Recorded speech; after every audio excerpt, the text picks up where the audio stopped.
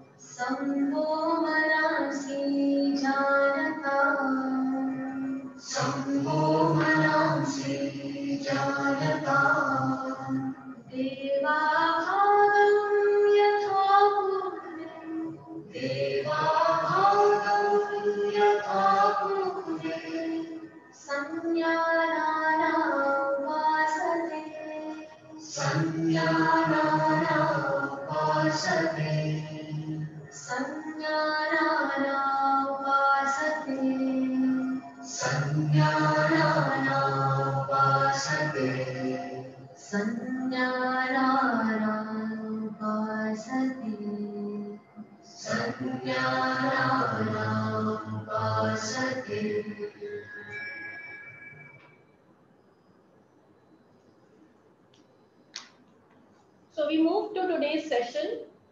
We have with us our first speaker from Buenos Aires, Argentina, Dr. Natalia Solve. Welcome, ma'am. We virtually felicitate you. I would give you a brief introduction of ma'am. She holds a PhD and has graduated as yoga therapist from the Lonavala Yoga Institute with expertise in yoga and Hinduism. She has more than 30 years of teaching traditional and therapeutic yoga experience. She was part of the yoga teachers team that initiated the Lonavala Yoga Institute in Argentina. Graduated as scientific astrological counselor, psychological counselor, and as a psychotrauma therapist. She is also the director of Advanced Therapy Center. In 2018, she started Atma, a subsidiary of the Lonavala Yoga Institute in Buenos Aires, Argentina. Presently, she is working on writing a book on Dr. Manmat Gharote's teachings and also translation of ancient manuscripts into Spanish. I request her to deliver a lecture on a topic, the essential aspects of yoga practices for pandemic situation. Once again, we virtually felicitate and welcome you, ma'am. Thank you very much. I am very glad to be here. Thank you for your invitation. Can I share my screen?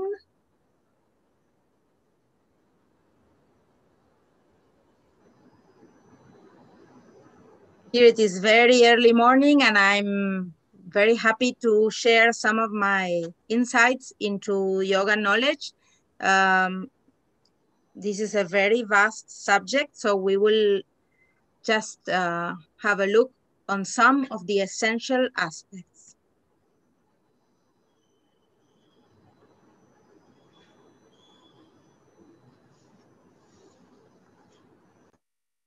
Okay, are everybody able to see my screen? Yes, ma'am, we can see the screen. Okay, so here begins the teachings on yoga, as now begins the teachings of yoga, as Patanjali says in his first sutra. And we will cover some of the essential aspects useful for facing this pandemic situation. As you know, knowledge of yoga is as vast as the ocean and the skies. Impossible to cover all knowledge that is in the yoga science, yoga field. And we should understand that there are different levels of comprehension.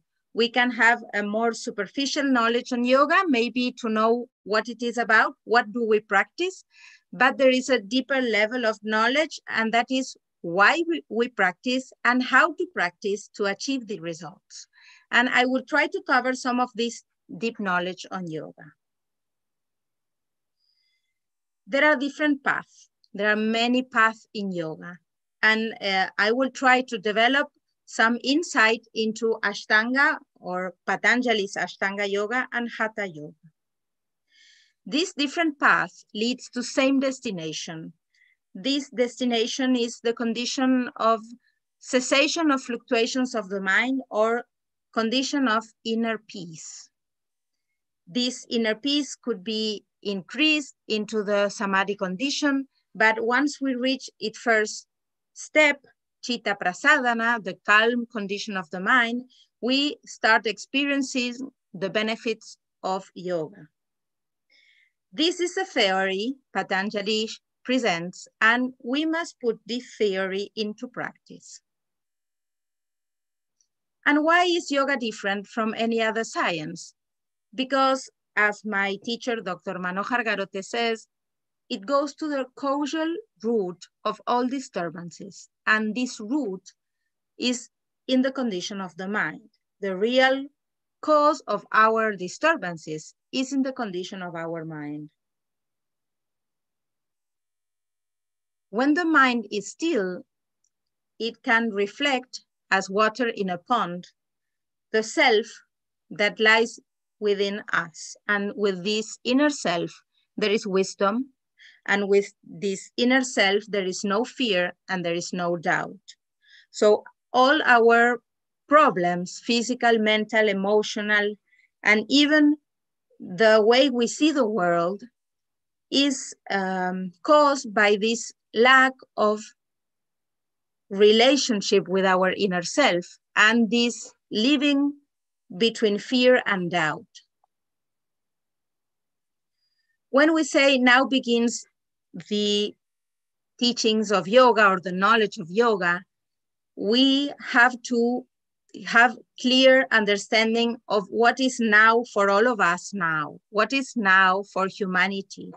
And now is what we call pandemic situation.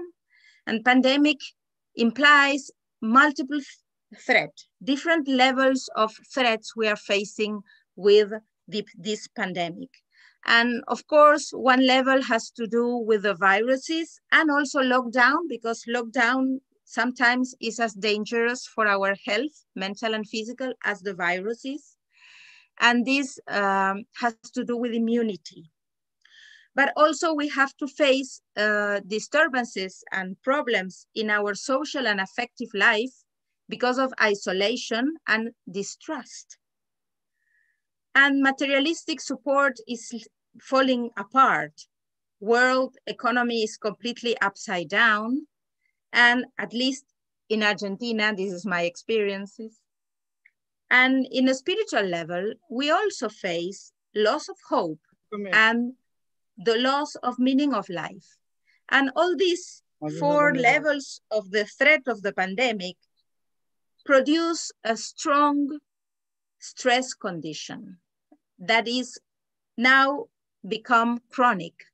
And this condition of chronic stress is #1 cause for healthy, the loss of health in our lifestyle and the loss of health in all levels of our being, because we lose balance in all aspects of our personality. So we expect yoga to fulfill 3 different needs. We expect, and it can and it should help us. One level is to keep our immunity level high to prevent infection, also to help us recovery if there is any possibility that we might get the disease, that we have a strong recovery, a quick recovery after that. And the third, and I think this is very important, to restore balance in the personality, because balance in the personality is the key behind the loss of or the recovery of the immunity. And also is the key to lead a happy life. Whatever is happening around, we might experience well-being with life if our personality is in balance. So in pandemic situation, we are in danger to fall into a vicious cycle. This vicious cycle implies different things, from chronic stress, which I already explained, to lack of control over our own life. And when we feel we have no control, stress levels get very, very high. And so we experience anxiety, depression, the whole of our lifestyles falls apart, and world is seen as a dangerous place. But if we choose to take responsibility for our well-being and over our own life through self-care that can be achieved through yoga, we will get into the stress control condition with a conscious lifestyle. And this will lead not only to peace of mind, but also to increased immunity, to develop trust in higher principles, higher principles outside, and the possibility to get in touch with our inner resources from our inner self. And with that, we start seeing the world as a safer place, which we really need nowadays to experience the world as a safe place. So through yoga, we can make a very drastic change, switching from experiencing chaos inside and outside to calmness. And when you start experiencing calmness, you can positively affect not only your own self, but the world around us. So yoga can lead us not only to our private improvement, but to a contagious condition of improvement of life. And we will become an agent, a positive agent in our society. So this virtuous circle of yoga, in which many aspects of life feed each other, is sustained by abhyasa, the practice. It is very important. It is very important that we understand why to practice, how to practice, and what to practice. And this is what I will try to explain today. When we think about how does yoga work, we can use the term rationality of the practices. All practices has a base that is a rational base. All practices have an explanation, and we have 4 different sources for this rationality of the practice. These sources start by tradition. What do we practice? What our masters, traditional masters, had taught us. So we receive this knowledge through tradition, and also ancient texts and manuscripts is one of the ways in which this tradition arrives to us in the modern era.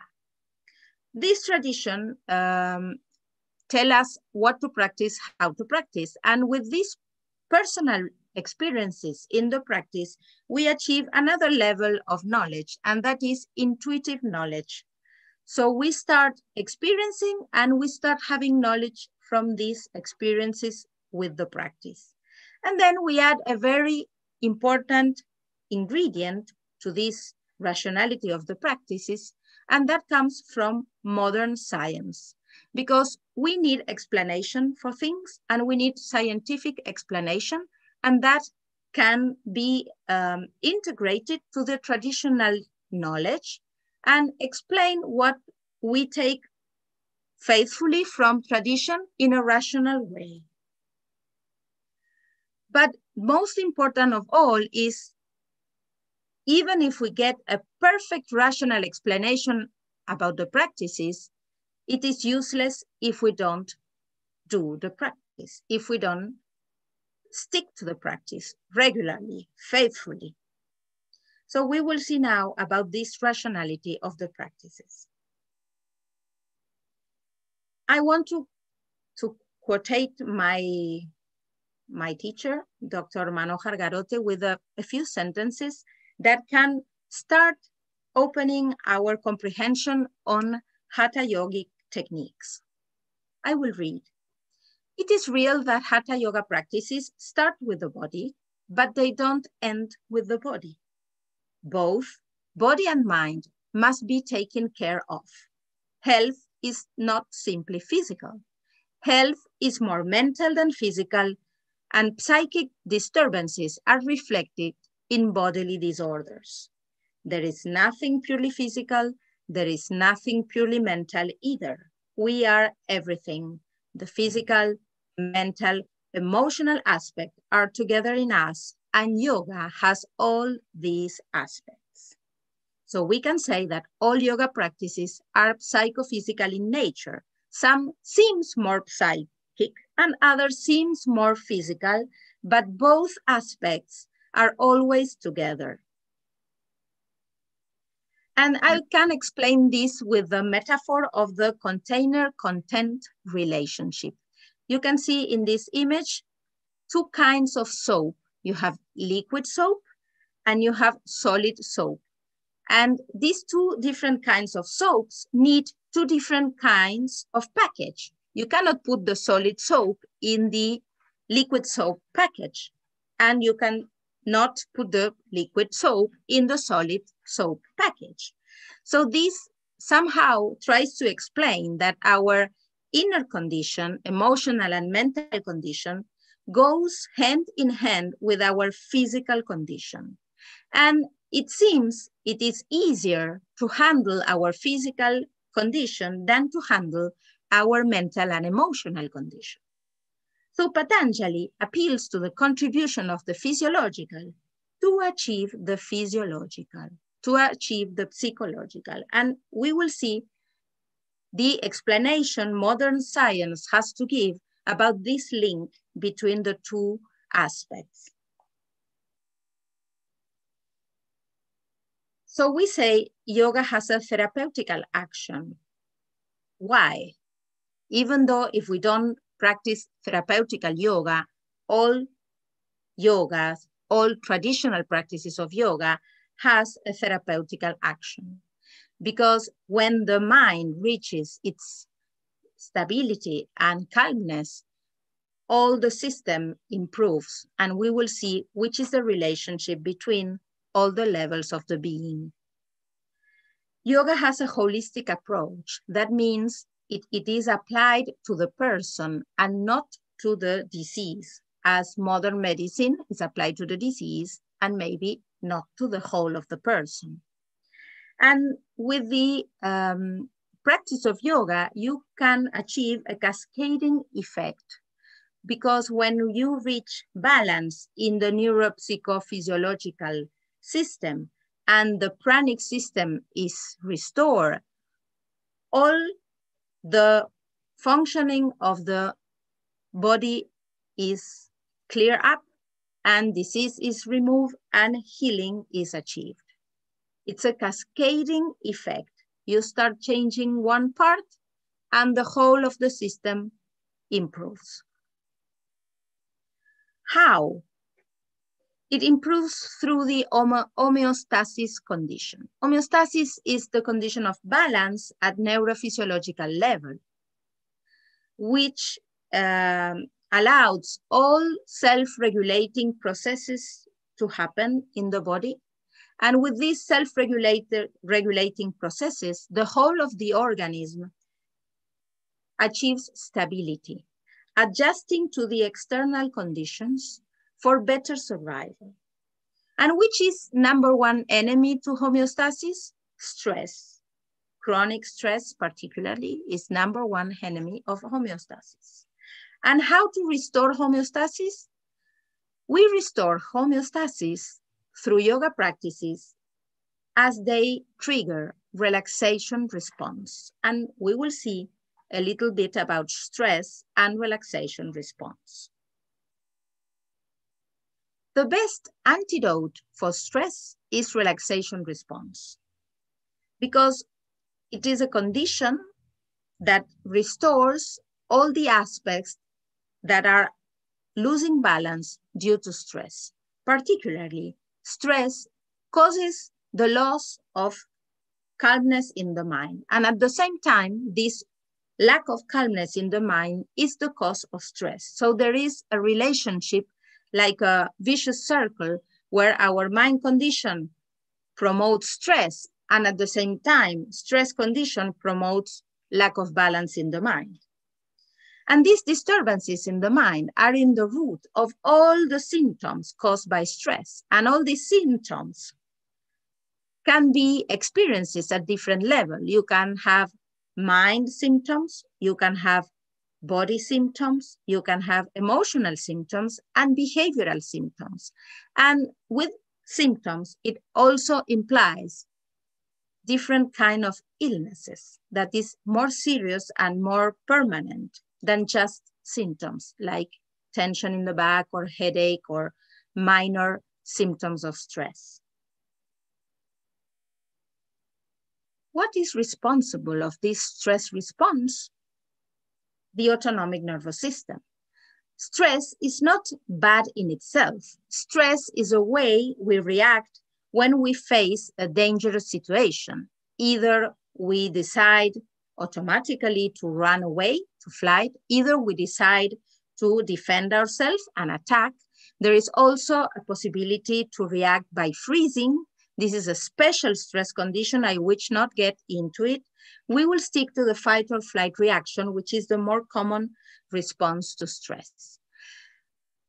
This fight or flight reaction is produced by the release of some hormones like cortisol and adrenaline.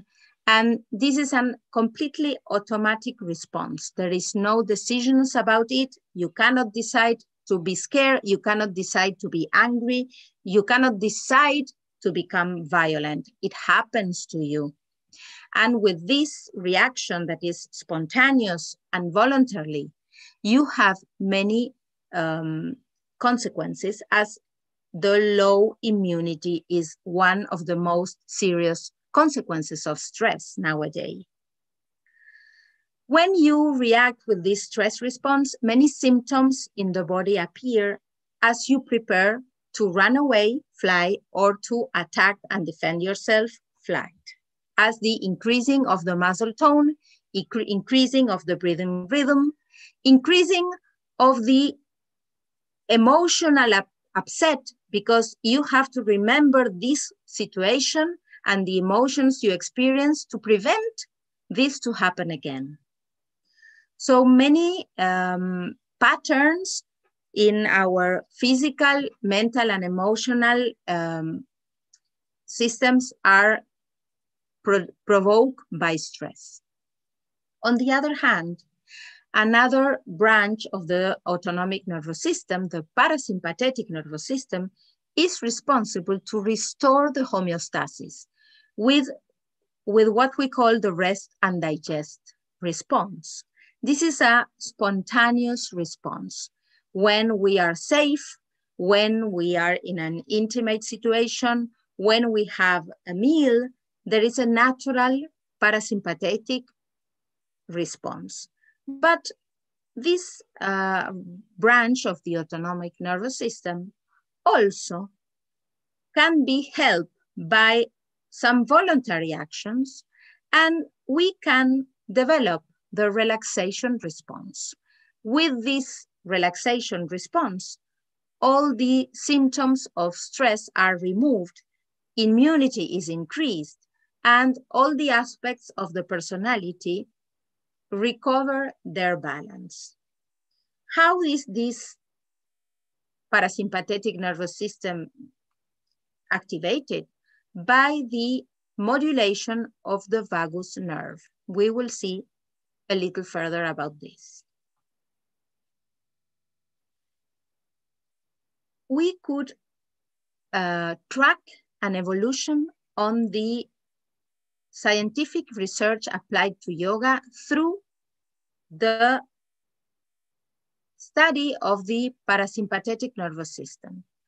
The first scientific research applied to yoga that mentions parasympathetic nervous system was done by Swami Kuvalayananda as early as the 1920s.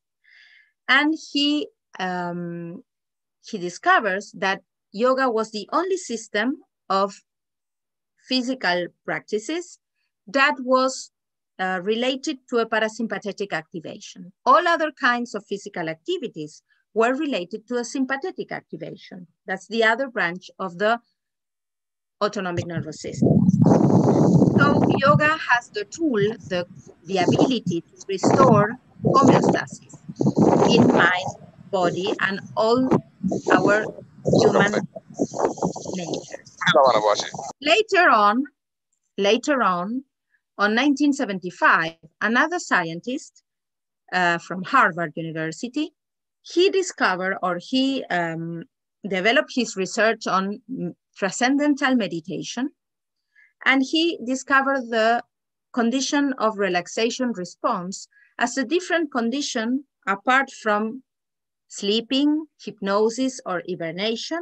This is another physiological condition, a higher state of the consciousness with a particular condition of rest in the body, which could erase all the negative effects of stress. And it is very important to make a difference between an involuntary parasympathetic reaction, as in rest and digest, with a voluntary parasympathetic reaction, as in relaxation response. Because for the relaxation response to happen, there has to be an intention. You have to develop a specific attitude of attention with this intention, and to apply certain triggers that will start the relaxation response. These triggers is some practice. All yoga practice could be matched to a trigger for the vagus nerve activation or parasympathetic reaction. For example, I will explain a little about the stress response and how yoga brings a specific practice to release this aspect of stress. For example, when you are going to fight or flight, you will experience increased muscle tension because you have to be quick, you have to be strong. And motor activity is increased. You have to move quickly and strong. And what does yoga offer as a solution? Practice of asana, in which you remain still, no movement is there, stretching of the muscles will develop relaxation, and the muscle tone will be lower down. On the other hand, when you are under stress, your breathing pattern will increase. You will have a quick and superficial breathing. And what does yoga offer to you? Practice of pranayama, very slow and deep breathing. When you're under stress, your digestive system stops because you need the blood in your arms and in your legs to run away or to fight. But yoga, what happens, what offers you to stimulate your digestive system through different practices like kriyas and mudras. When you are in stress, your attention goes outward because you have to face a danger and you have to be aware of what is happening around you. And what does yoga offer to you? To go inside, to shut your senses in pratyahara, an inward attention condition with increased proprioception. It is more important to focus inside, the inside experience, than to focus in the outside. Also, when you are under stress, there are multiple focuses of attention. You have to be aware of what is happening 360 degrees around you. But in yoga, you just focus on only one thing. This is ekagrata condition, your mind in only one thing. When you're under stress, you experience anxiety and worries and minding about the future outcome of the situation. In yoga, you enter the state of dharana, concentration, and you only mind about the present experiences. This is just an example of how any yoga practice is there to balance the stress response. All practices leads to modulation of the vagus nerve with relaxation response.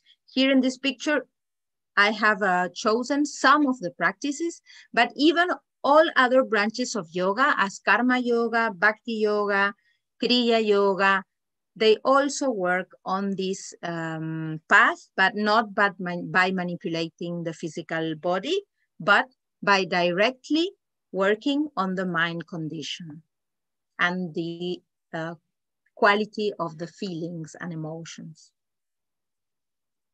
So the best friend we have in yoga, our best helper is vagus nerve. Vagus nerve is one of the 10 cranial nerves, one of the longest nerves in the body. That is why it is called vagus, because it goes everywhere. And it reaches all of the internal organs, and particularly has a special influence in the area of communication. Mouth, neck, eyes, movements of the head and neck are much influenced by the condition of the vagus nerve. It is a natural tranquilizer. It controls the immune system. It is responsible for the mind-body connection.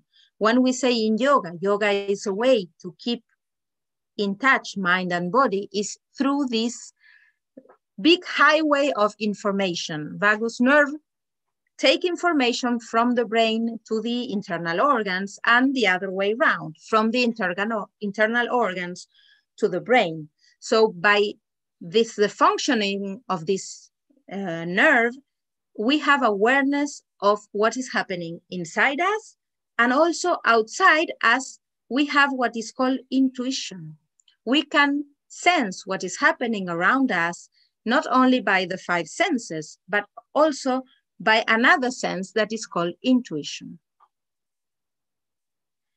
When you get the activation of the vagus nerve through the different yoga practices, you will reach effects at different levels. And this is very important to understand how a physical performance can lead to a spiritual achievement, because this vagal activation not only will increase, for example, the performance of the digestive system, will increase immunity, will help develop cerebral cortex, so your intelligence and your consciousness will grow. But also, you will reach mental and emotional stability. And this is one of the most important conditions to the Chitta Vritti Nirodha. Once you are not feeding your mind with new emotions and new thoughts, you can achieve this inner peace condition. And positive feelings start arising. What we call a sattvic condition appears. In the higher level of this activation, you have compassion, altruism, and the experience of union with the Supreme Being. And what about yoga practices?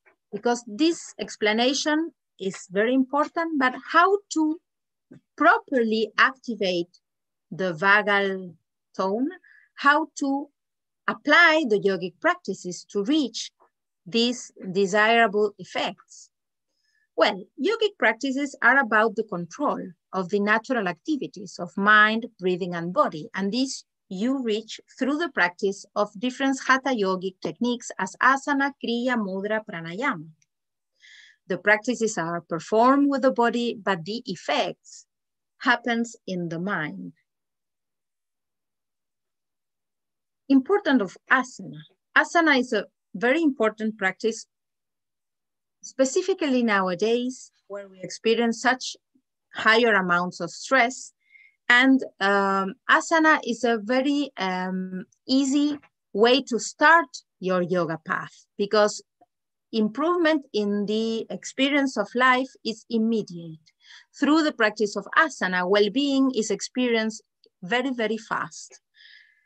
And the words of my teacher, Dr. Garote, on this is the remedy for stress is stretching. This is very, very simple, and this is very, very powerful.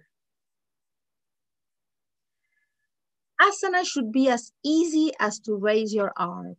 I know there are many varieties of asana, and there are even asana competition and asana Olympics, but when it is about to achieve balance in your personality, when it is about to conquer well-being in your daily life, this is not about competition. This is not about difficult practices.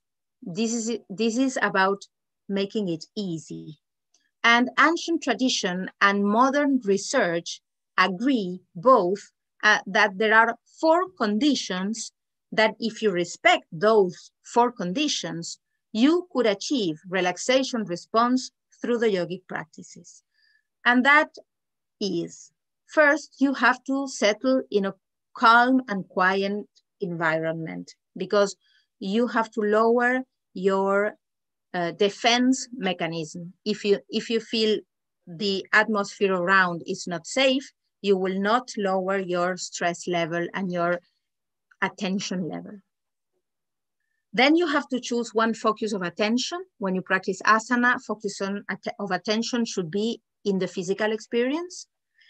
You have to practice in an effortless way with an attitude of free flow. Just allow your body to settle in the pose, in the posture. Don't fight your body, and try to reach the higher comfort possible and the higher stability. This is both physical and mental. Why asana is so effective to deal with stress?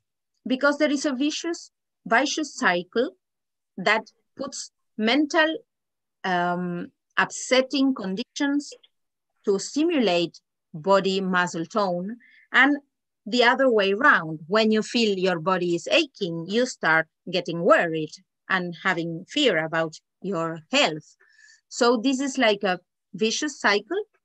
And you can get out from this by stretching, because stretching not only releases the tension in the muscles, but also regulates the activities in the mind. And there is an intimate link between muscle tone, body posture, and emotional disturbance. We could divide all body muscles into groups: the posterior muscle chain and the anterior muscle chain. This is a classification done by some French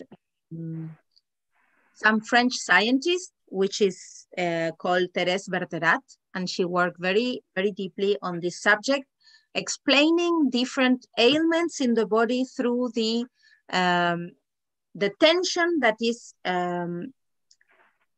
carried in our backs. We carry a lot of tension in our backs, not only because of stress, also because of the standing position, And when this tension from the back muscles is released, deep relaxation is achieved, not only in the body, emotional and mental relaxation. And the anterior muscles, we usually have them weak. These muscles get weak because of our negative emotions as grief, sadness, guilt, anxiety, lead us to shrink and to close ourselves. And asana can balance this difference in tone condition between the back muscles and the anterior muscles. When the anterior muscles are toned up and the posture is open, we reach emotional balance and a social disposition. Posterior muscles form only one chain from the bottom of the feet up to the forehead. And these different muscles works as a whole. When we stretch forward in asanas as Paschimottanasana, the whole of this muscle chain is stretched. And all emotions of fear, anger, and also the pressure time when we feel we are on a hurry, are completely released from the system, not only physical, but also mentally. That's why the text says Paschimottanasana is the best among asanas. Anterior muscles are a little complicated because there is not only one chain, as in back muscles. We have two chains that work on the anterior part of the body. One is a vertical chain. You can stretch and tone up that chain with the asanas that bend backward. And you have the oblique crossed chain where the muscles go from left to right and also horizontally. And for stretching these muscles and toning up these muscles, we need a combination of movement as side bending, twisting, and opening hip openers. So these lead us to the 4 spine movements in asana. Because asana should not only be think about as muscle practice, it is also a spine practice. And spine is very important because spine feeds and impulses to the different body organs.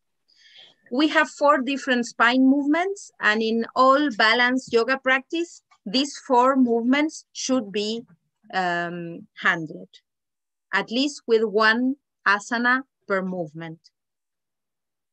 Spine is the most important organ in our body.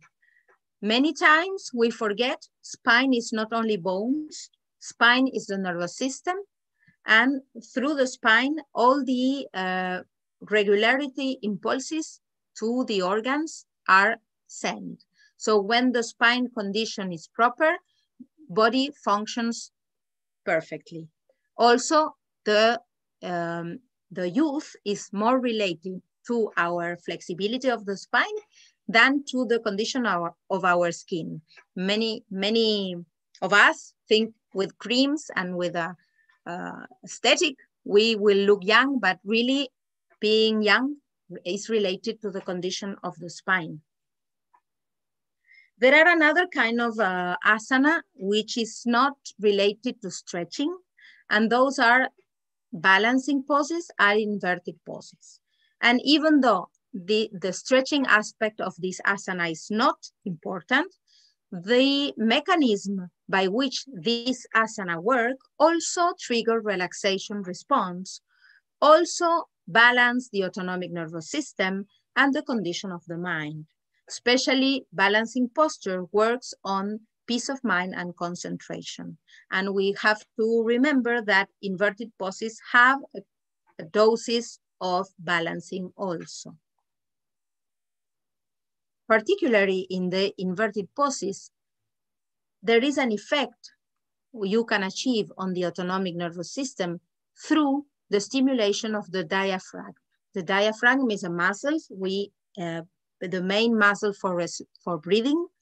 But when you get into the inverted condition, all the viscera start weighting putting the weight on the diaphragm, and this stretches the fibers in the diaphragm. And diaphragm is #1 victim of emotions. The first tissue in the body that responds to emotions is our diaphragm. And when emotions clenches our diaphragm, we experience either anguish or anxiety or all breathing disturbances. Then we have relaxative asana.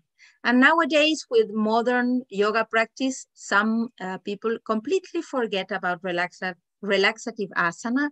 And these are very, very important. You can even practice only relaxative asana and you will achieve wonderful results.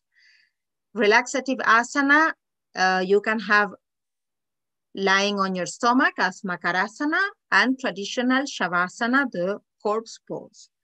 This practice should be before, in between, and after the other asana. You need from 5 to 15 minutes to achieve the effects. In itself, it is a yogic practice, and it is psychophysical in nature. It brings balance to all the systems in the body, and also helps to expand the consciousness. There is a spiritual level of Shavasana.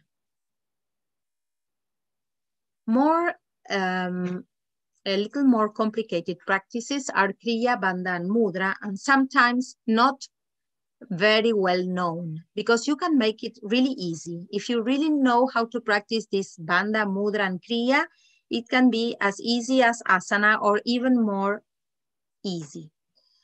How they act on your nervous system through the peripheral stimulation of the nervous system, like with the eye movement, tongue stretching, or subtle touch in the fingers.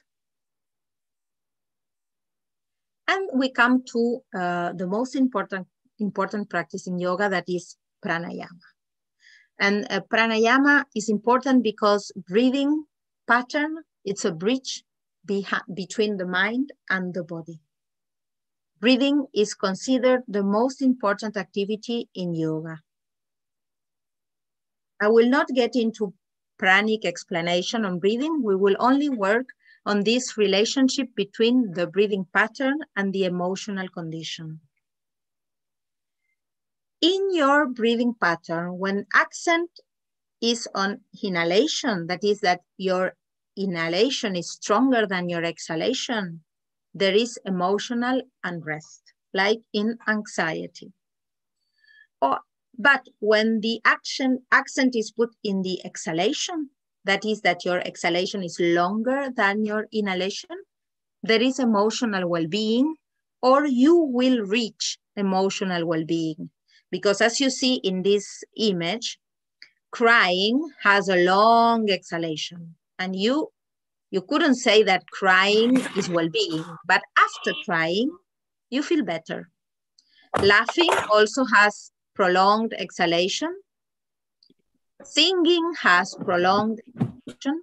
Sleeping, also when you sigh is because you are very sad, but after the sigh, you feel better. And pranayama takes the same pattern. In pranayama, exhalation is increased. So you reach a better mental condition through the practice of slow exhalation. And we can take the 4 more important ingredients in pranayama, that is controlled breathing, controlled inhalation, we call it puraka, controlled retention, kumbhaka, controlled exhalation, rechaka. This means that you breathe more slowly than in the regular breathing. This is a conscious, controlled breathing. You apply a ratio, that is, you will measure the time it takes you to inhale, retain, and exhale, and you will prolong exhalation with abdominal control. This is very important because you can take more oxygen from the breathing experience, from the breathing mechanism, if you have a controlled abdominal wall. I will not put emphasis on the kumbhaka or retention because it's a very dangerous practice if it is not proper teach. So we leave that for a direct teaching from a proper yoga teacher. How do you help your system to slow breathing? By air passage resistance. And you could classify all different pranayamas by the way air passage is reduced. For example, in Ujjayi, reduction of the air passage is in the glottis. In Surya Vedana, reduction is in the nostril. And Sitkari reduction is in the way you use your mouth and tongue. The belief that pranayama is for increasing absorption of oxygen is a myth.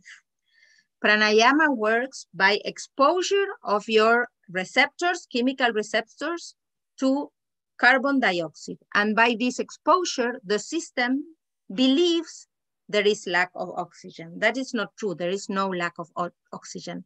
It is like cheating system. And when the system gets in touch with this carbon dioxide that is increased by slow breathing and retention, all unnecessary tension in the body, all unnecessary activities are shut down.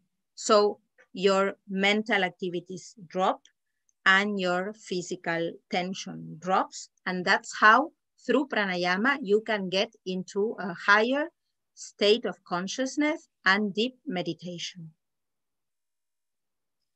So the purpose of pranayama is not about breathing and about oxygen. The purpose of pranayama, it's about serenity of the mind. And this should be present as an intention.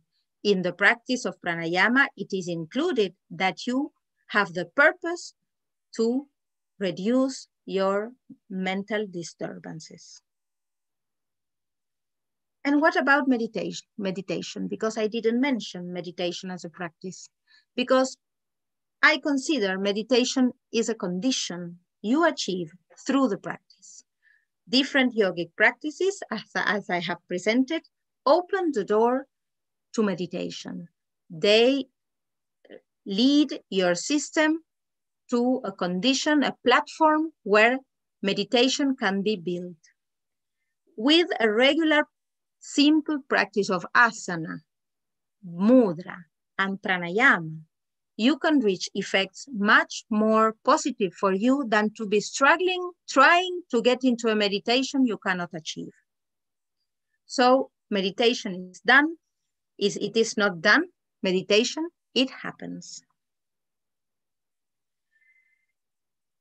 So one ingredient that should be there always in the practice is commitment.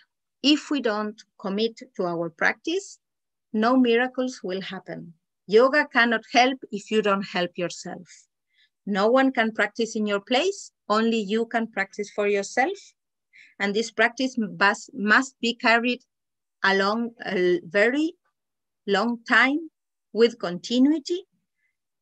First results can be achieved in first practice, but deeper and higher results will come in time with commitment. When you are thirsty, this is not time to make the well. So prepare yourself to face life. Yoga gives us resources to deal with life problems. Maybe it doesn't solve the problems, but it gives you peace of mind. And with peace of mind, you will find solution. You will find a way out. You will start seeing the world as a safe place. And instead of seeing obstacles, you will start seeing opportunities. You are the only one that can make you happy. This is your responsibility, and you can start now. As teachings of yoga start now, also your commitment to the practices start now. Thank you very much.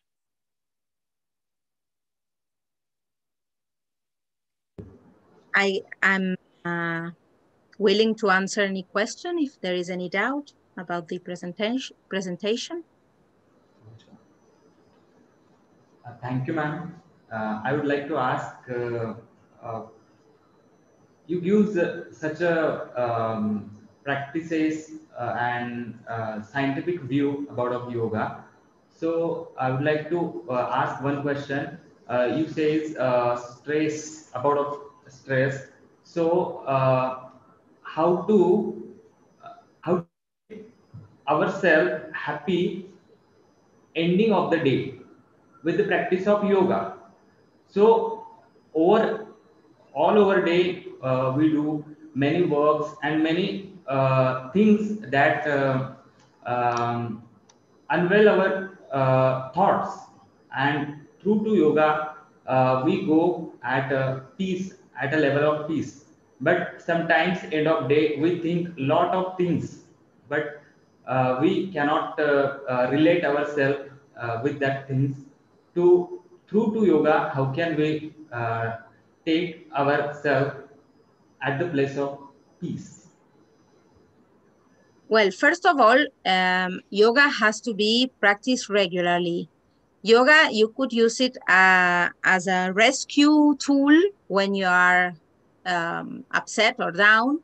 But best of all is to use yoga to build a platform, a basis in yourself from this place you will face each day. So there is effect that goes growing and growing when your practice is regular, not sporadical, not as a tool to rescue you, but as a basis of your condition.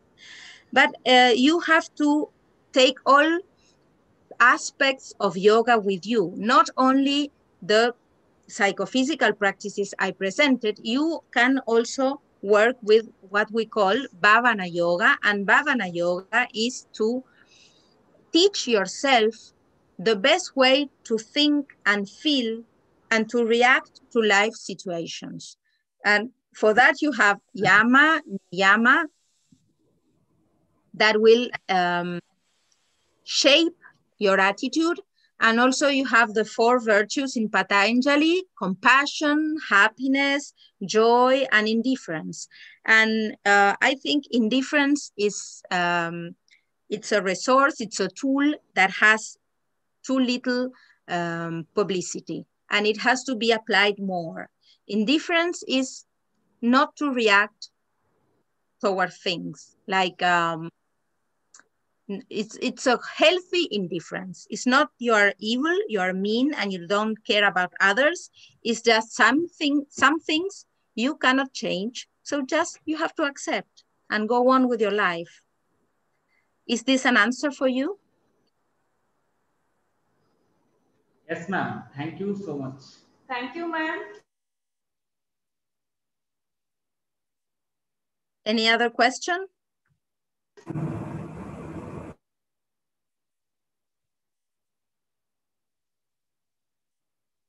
Vishaka, there's a question. Actually, I do not have any question, ma'am, but thank you so much for making this topic so interesting and helpful for our daily life. Thank you for the invitation, and have a nice day, and see you next time. Bye. Ma'am has very clearly explained that yoga is cessation of fluctuations of the mind. It is only when the mind is calm that one can reflect into the self. Stress disturbs healthy lifestyle, so stress must be avoided. A very striking line given by her, that the world can affect you negatively or you can affect the world positively. We must understand that health is more mental than physical. Psychic disturbances are reflected in the body. She has very beautifully explained in her presentation how autonomic nervous system is responsible for stress and immunity physiologically, and how stress causes anxiety and has adverse effects on the body. Yoga is performed physically and has its positive effects on the mind. She has also shown the specific asanas to reduce stress, which in turn increases immunity. Our mind and body, we must remember that Our mind, body, and keeping ourselves happy is our responsibility, and we must work to keep it healthy. Thank you, ma'am.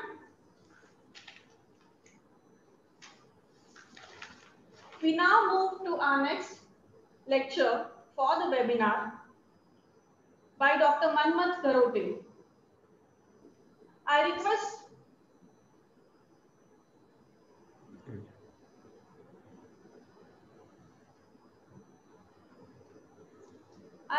Sri Baru Mokar to introduce Dr. Manmat Garote to our audience. Dr. Manmat Garote, he is the director of the Lonavala Yoga Institute. He is a PhD in physical education and has conducted more than 135 yoga seminars in Latin America, Europe, and Asia. He is also actively involved in conducting international conferences and workshops on yoga. He has guided PhD and MPhil students, and recently he has received D.Litt. Yoga degree. He has received many national and international awards. He has written and published many publications based on ancient manifests like Therapeutical References and Traditional Yoga Text, Contribution of Swami Pulananda in the Field of Yoga and Physical Education, Critical Edition of Selected Yoga, Dattatreya Yoga Shastra, Trishiti Brahman Upanishad, Yoga Kundalini Upanishad, Yoga Chudamani Upanishad, Nadabindu Upanishad, etc. I request Dr. Manmat Garote to deliver lecture on his topic, Holistic Health through Yoga.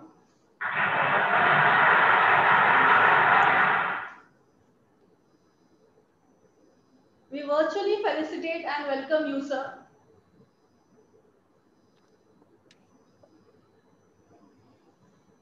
May I connect the slide screen? Yeah.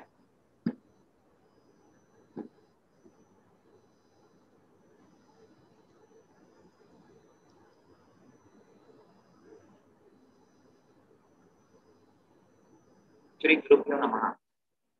Very good morning to everyone. It is a great opportunity. Respected Dr. Nikam sir is here. I would like to convey thanks to Dr. Nikam sir over here. All the organizers are here.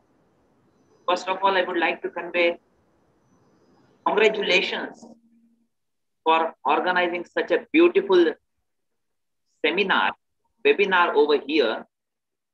And the topic is really fantastic, marvelous topic. And that is Atha Yogānuśāsanam. Since beginning, since yesterday, all these scholars, they were trying to speak something about this theme, Atha Yogānuśāsanam. And today, I would like to speak something about the holistic health through yoga. When I speak, as time is always limitations, I will speak something about different concepts, such as this Atha Yogānuśāsanam is very ancient sutra from Patanjali Yoga Sutra. So I will speak something about importance of this ancient wisdom, which we find from ancient yogic text. Then I will throw some light on the concept of holistic health. Then how to achieve this holistic health through this yogic wisdom. So some topics I would like to share with all of you. पण सर्वात आधी मी अत्यंत आभार मानतोय आयोजन समितीचं, कारण हा जो एक थीम आहे वेबिनारची, अथ योगानुशासनम, दिसायला जरी लहान असली तरी सुद्धा असामान्य हे सूत्र आहे. आणि याच अनुषंगाने आपण आज चर्चा करणार आहोत. जेव्हा when we say ancient literature, because this Atha Yogānuśāsanam is from ancient literature Patanjali Yoga Sutra, it is very important to understand really what is ancient wisdom. Yoga is an ancient discipline, we know, and it came to us with different tradition.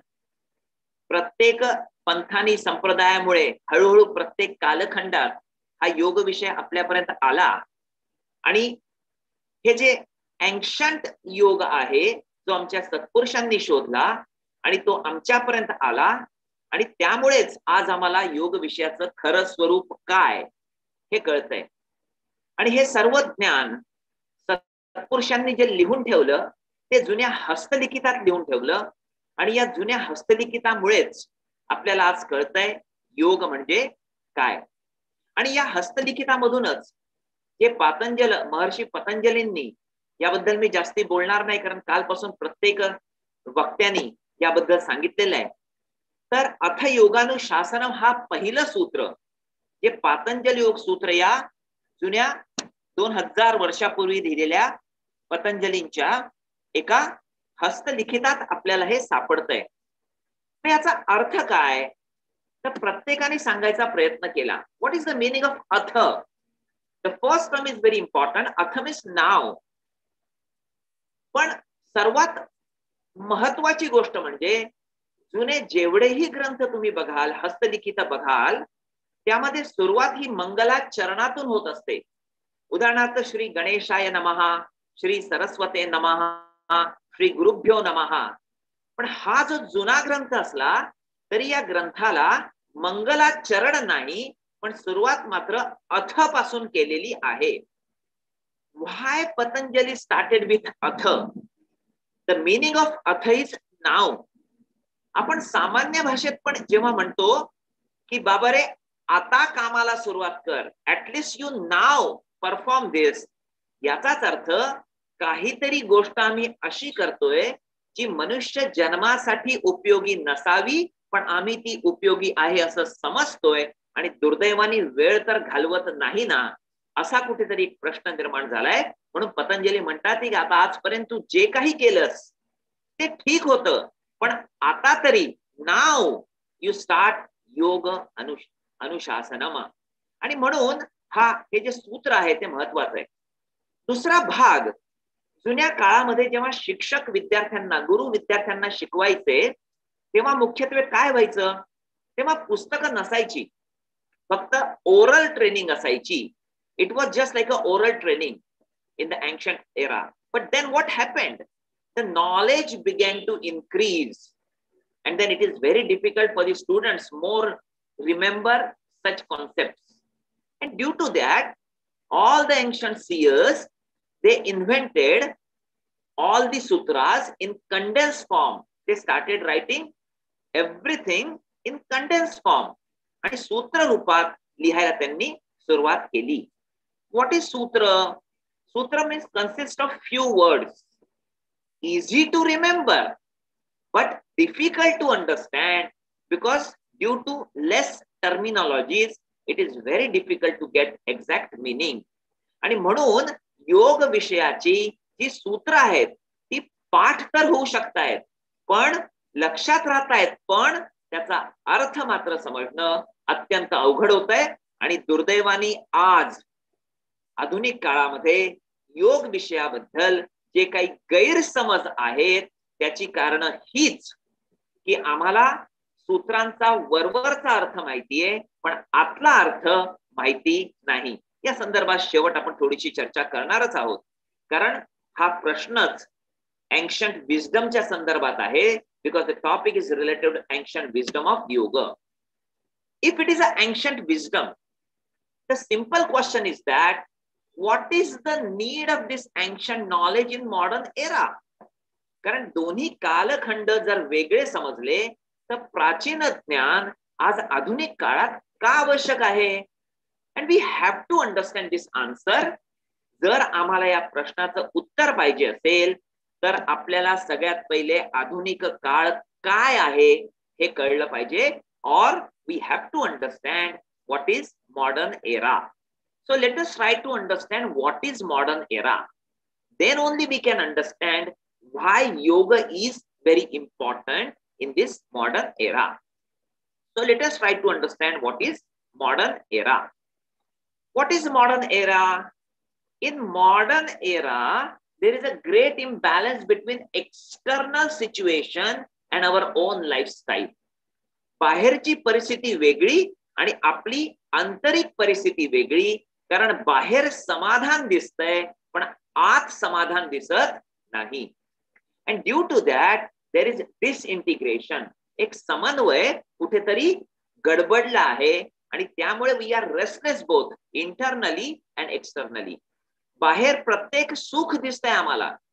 तुम्हाला पाहिजे असेल, ज्याला 2 गाड्या आहेत त्याच्या घरी 3 गाड्या आहेत. तुम्हाला 1 मोबाईल पाहिजे 2 मोबाईल आहेत. 1 सिम कार्ड पाहिजे 2 सिम कार्ड आहेत. Still we are not happy. And then या डिसइंटिग्रेशन मुळे, या असंतुलनामुळे it's a knocking on our door with several psychosomatic disorders. अनेक प्रकारचे मानसिक आजार आम्हाला व्हायला सुरुवात झालेली आहे. आता आधीच्या तासामध्ये in the last lecture Professor Natalia explained beautifully about the stress related things, about all the problems. I don't want to speak in details, but I would like to speak just to touch the point. तर अनेक प्रकारचे stress related problems आहेत. कॉन्स्टिपेशनल problem आहेत. सर्वात त्रासाचा जो रोग आज दिसतोय लोकांना, आणि तो म्हणजे frustration. What is the frustration? All the psychologists made the definition of frustration very beautifully. What is frustration? Frustration is a state of disparity between level of expectations and level of achievement. कदाचित ही व्याख्या समजणं थोडंसं अवघड जाईल, म्हणून सोप्या भाषेत जर मराठीत समजायचं असेल तर आपण म्हणू शकतो की मला जे जीवनात हवंय ते मिळत नाहीये आणि जे मिळालेलं आहे ते नकोय. हे मिळालेलं आणि हवं असलेलं याच्यामधली दरी म्हणजे फ्रस्ट्रेशन. ही जर दरी वाढली तर फ्रस्ट्रेशन लेवल हाय असेल. ही दरी जर कमी झाली तर फ्रस्ट्रेशन लो असेल. But the problem is that if frustration level is high, then unfortunately we have to suffer with several psychosomatic disorders. जे आपण आज प्रत्येक परिस्थितीने बघतोय, पॅन्डेमिक असो किंवा बाकी इकॉनॉमिक परिस्थिती असो. आणि म्हणून आमचं पूर्ण व्यक्तिमत्व हे डिस्टर्ब होत आहे. आणि म्हणून आज आम्हाला गरज आहे ह्याच्यावर उपाय शोधण्याची. मग उपाय काय आहे, काय उपाय करता येईल हे आपल्याला समजणं अत्यंत महत्त्वाचं आहे. Today you have to decide what you want exactly. You want holistic wellbeing और होलिस्टिक वेलबिंग. कारण हा जो होलिस्टिक कॉन्सेप्ट आहे तो समजणं अत्यंत महत्त्वाचं आहे. What is holistic? Holistic means just cure of the diseases, फक्त रोग दूर करणं. But what is holistic? It is disease the disease. आणि कोणताही रोग समूळ जर उच्चाटन करायचं असेल तर त्यात 3 पायऱ्या आहेत. One is prevention, another is promotion and third is cure. Remember, we don't want today only cure. We want prevention of the diseases. We want to promote our internal organs, and then if it is necessary, then we will go for cure. That's why we have to understand today holistic well-being, holistic harmony, holistic integration. आणि जर हे साध्य करायचं असेल तर काय करावं लागेल याबद्दल आपण विचार करणार आहोत. मग आज समाजात आम्ही अनेक माणसं बघतो. दुर्दैवाने काही घटना अशा झाल्या जुन्या काळात काही दिवसांपूर्वी की अनेक माणसं जे 6-6 तास जिम मध्ये जात आहेत, दे आर फिजिकली फिट, पण अशा माणसांनी दुर्दैवाने आत्महत्या केल्या. मग कारण काय असावं? What is the reason behind it? And we realise that we don't want only physical fitness today. We also need mental stability, we need emotional balance, we also need social maturity and also spiritual upliftment. Unfortunately, we give only and only the weightage to our physical gross aspect. But what is physical, what is mental, what is emotional, what is social and what is spiritual personality? We have to understand. आम्हाला हे कळणं आवश्यक आहे की शारीरिक wellbeing किंवा मानसिक किंवा भावनिक किंवा सामाजिक किंवा आध्यात्मिक हे काय आहे हे आम्हाला कळलं पाहिजे. If you consider a human has 5 aspects of personality. व्यक्तिमत्व ही 5 व्यक्तिमत्व आहे व्यक्तीमध्ये. कोणत्या आहेत? शारीरिक, मानसिक, भावनिक, सामाजिक आणि आध्यात्मिक. हा भाग समजणं अत्यंत महत्वाचं आहे.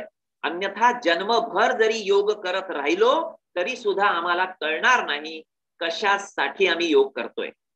आणि म्हणून इथे आम्हाला समजणं आवश्यक आहे, what is physical wellbeing. Physical means just efficient functioning of all the organs and system. शरीरामध्ये असलेल्या ज्या ग्रॉस संस्था आहेत त्यांचं कार्यमान चांगलं होणं म्हणजे physical. What is mental wellbeing. How you control your thoughts. अनेक वेळा आपण बघतोय नकारात्मक विचार इतके आक्रंदित करतायत आम्हाला की आम्हाला कळतच नाही काय करायचंय. Emotional wellbeing means what. Freedom from emotional disturbances. There are number of emotional problems we have to face every day. Remember one thing in your life. Problem is not in the problem, but problem is we don't know the solution for the problem. That is the problem. If we get tomorrow's solution for the problem, problems turns to opportunity. त्रास हा त्रास नाहीच आहे आमच्या जीवनात. त्रास काय आहे? आम्हाला त्या त्रासाचं उत्तर माहिती नाही, हाच त्रास आहे.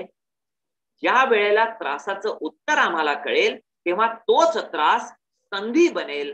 आणि हा त्रासातून संधीकडे जाण्याचा मार्ग म्हणजे भावनिक स्थैर्य. Emotional stability is required. What is social. Social means how you cope up with the social frame. And what is spiritual. Spiritual nothing to do with any other rituals, nothing to do with religious things. Spiritual simply means inner peace and happiness. जर आम्हाला आज व्यक्तिमत्वाचं संतुलन प्रस्थापित करायचं असेल तर या गोष्टी आम्हाला कळल्या पाहिजेत. आणि म्हणून या होलिस्टिक वेलबिंग साठी 3 महत्वाचे मुद्दे आम्हाला कळणं आवश्यक आहे. जर हे 3 मुद्दे कळले ना तर सर्वस्व आम्हाला कळेल योग कशासाठी वापरायचा आहे. First is part and whole relationship.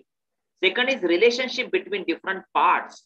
And third is equity of the parts. Try to understand this. You will understand why yoga we want. What is part and whole relationship? It means that every part of personality is related to our whole personality. It means physical is also related to whole, mental is also related to whole, emotional is also related to whole, social and spiritual is also related to whole personality. What is relationship between different parts? Physical is related to mental, mental is related to emotional, emotional is to social, social is spiritual, and every part is interrelated. What is third? Third is equality of the parts. जगाचा त्रास इथेच आहे. They don't know that all the 5 aspects of personality, they are very important. Physical personality is gross personality. All 4 aspects of personality are subtle. That's why they don't know that they have subtle personalities as well.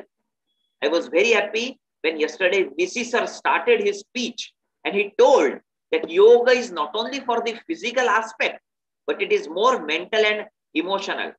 So it is really truth. So we have to understand that equality of all the aspects are very important.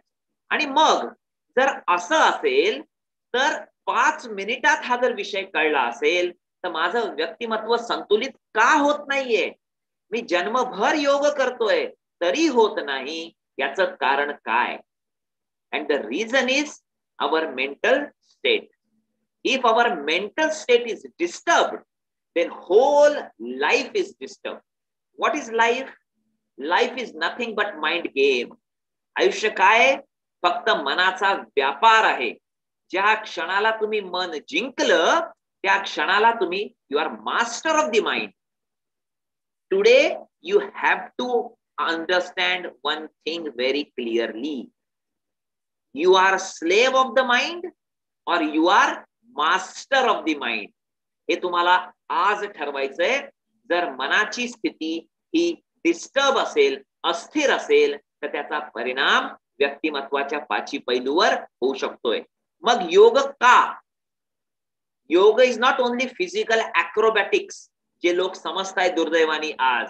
योग is a systematic science to develop all the 5 aspects of personality. Programme तोच, पण त्या प्रोग्राममुळे तुम्ही व्यक्तिमत्वाच्या 5 पैलूचं संतुलन प्रस्थापित कराल. जे शारीरिक नाहीये त्यांना शारीरिक सुदृढता, जे मानसिक स्थैर्य नाहीये त्यांना मानसिक स्थैर्य, ज्यांची भावनिक अस्थिरता आहे ती दूर होऊन त्यांना भावनिक स्थिरता मिळेल. समाजात कसं राहायचं याचं ज्ञान होईल आणि आध्यात्मिक उन्नती होईल. म्हणून programme is same, but it will affect at all the 5 aspects of personality. म्हणून सगळ्यात पहिले हे कळणं अत्यंत महत्वाचं आहे. आता जर अथ योगानुशासनम कळायचं असेल तर त्यासाठी त्याच्या पुढची 2 सूत्र आपल्याला कळली पाहिजेत.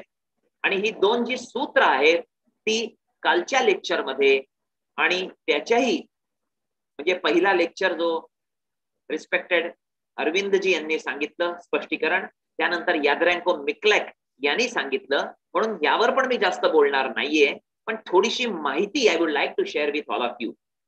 The first sutra is atha yoganushasanam. It is very important sutra to be understood. Why Patanjali give first? पण हे समजण्यासाठी पुढची 2 सूत्र समजणी अत्यंत महत्वाचं आहे. पहिलं सूत्र आहे अथ योगानुशासनम, दुसरं आहे योगः चित्तवृत्ती निरोधा आणि तिसरं आहे तदा द्रष्टुः स्वरूपे वस्थानम. उलट क्रमाने जर आपण गेलो तर तिसरं सूत्र काय म्हणतंय? If we go reverse angle, the third sutra is telling the aim of your life is to understand who am I, who you are. स्वतःचं स्वरूप काय हे शोधण्यासाठी तुम्हाला काहीतरी प्रक्रिया केल्या पाहिजेत. मग दुसरं सूत्र काय म्हणतंय? पण योग केला तर काय होईल? तर योग केला तर मनामध्ये ज्या वृत्तीज उत्पन्न होत आहेत, चित्तामध्ये ज्या वृत्ती उत्पन्न होत आहेत त्याचा निरोध होईल. आणि त्या जर निरोध झाल्या तर तुम्हाला स्वस्वरूपाचं ज्ञान होईल, ज्याला म्हटलं जातं तुमचं अस्तित्व चैतन्य स्वरूप आहे. आणि मग जर असं असेल तर मी काय केलं पाहिजे? अरे उठ आणि योग कर आत्ताच. नाव अथ योगानुशासनम. अशा प्रकारचं एका सूत्रामधून दुसरं, दुसऱ्या सूत्रामधून तिसरं असा या सूत्रांचा प्रवास चालू आहे. मग हे जे दुसरं सूत्र आहे जी योगाची व्याख्या आहे, दुसरं सूत्र म्हणजे काय? योगः चित्तवृत्ती निरोधा. What is the meaning of this sutra? And the sutra is complete cessation of modification of thoughts. What is the meaning of this? After first thought, second is coming. After second, third is coming. It is a chain. It's a chain of the thoughts. आणि एका नंतर दुसरं, दुसऱ्या नंतर तिसरं हे वेगवेगळे विचार येत आहेत. आणि त्यामुळे काय होतंय? आम्ही अस्थिर होतोय. आणि जर आम्ही अस्थिर झालो तर त्यामुळे आम्हाला कळणार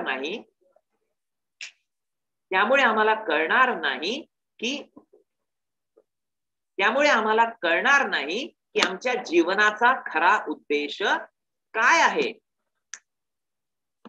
आणि त्यामुळे पतंजली म्हणतायत complete cessation of modification of thoughts. आता जर आमचा उद्देश स्वस्वरूपाचं ज्ञान असेल आणि त्या चैतन्य स्वरूपाचं ज्ञान घेण्यामध्ये जर आमच्या वृत्तीस किंवा विचार ह्या अडथळा असेल तर आम्हाला कळलं पाहिजे की यासाठी प्रक्रिया काय करायच्या. If the aim of our life is to understand our true nature which is consciousness, then we have to understand what are the remedies through yogic practices we have to perform. आणि मग जर असं असेल तर समाजात या वृत्तीस किंवा अस्थिरता का निर्माण होते? and there are various reasons. Several reasons are there which are at our emotional level, which are our mental level. For example, frustration. For example, stress related problems. For example, psychosomatic ailments, anxiety, negativity, conflict, depression, phobias. अनेक अशा गोष्टी आहेत ज्या आमच्यावर आघात होत आहेत आज. आणि त्यामुळे आमचं मानसिक आणि भावनिक जे व्यक्तिमत्व आहे ते डिस्टर्ब होत आहे. म्हणून हे आम्हाला कळलं पाहिजे. स्पर्धा झालेल्या असतील त्याची लवकर निकाल लागून 8 तारखेला त्याची सेंट्रल युथ फेस्टिवल चालू आहे. हे आम्हाला कळणं महत्वाचं आहे. म्हणून थोडक्यात एक छोटासा डायग्राम मी दाखवणार आहे. I would like to share this philosophy with you, why yoga practices are necessary. And if you understand this diagram, then it is very easy to understand why yogic practices are very, very essential. We have seen that there are 5 different aspects of personality. Now, what is going on? We are part of this society, and society has only one assignment, and that is fault finding mission.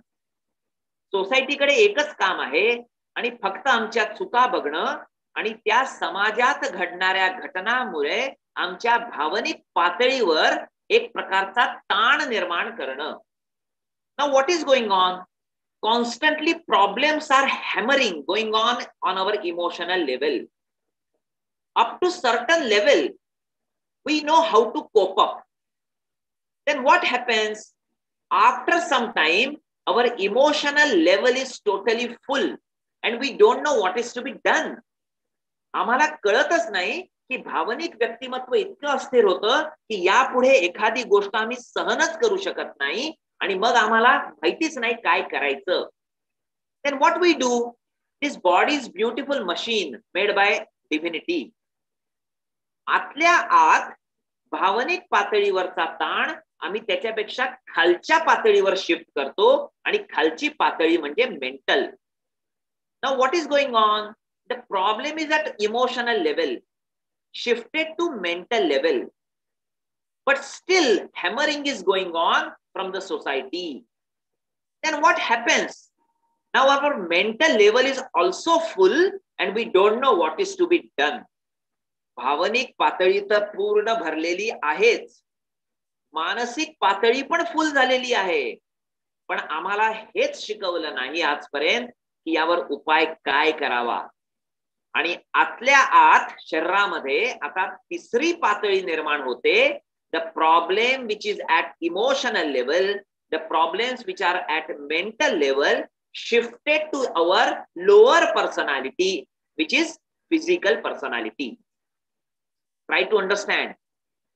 त्रास भावनिक पातळीवरचा होता, त्यानंतर मानसिक पातळीवर आला आणि त्यानंतर तो शारीरिक पातळीवर ट्रान्सफर झाला.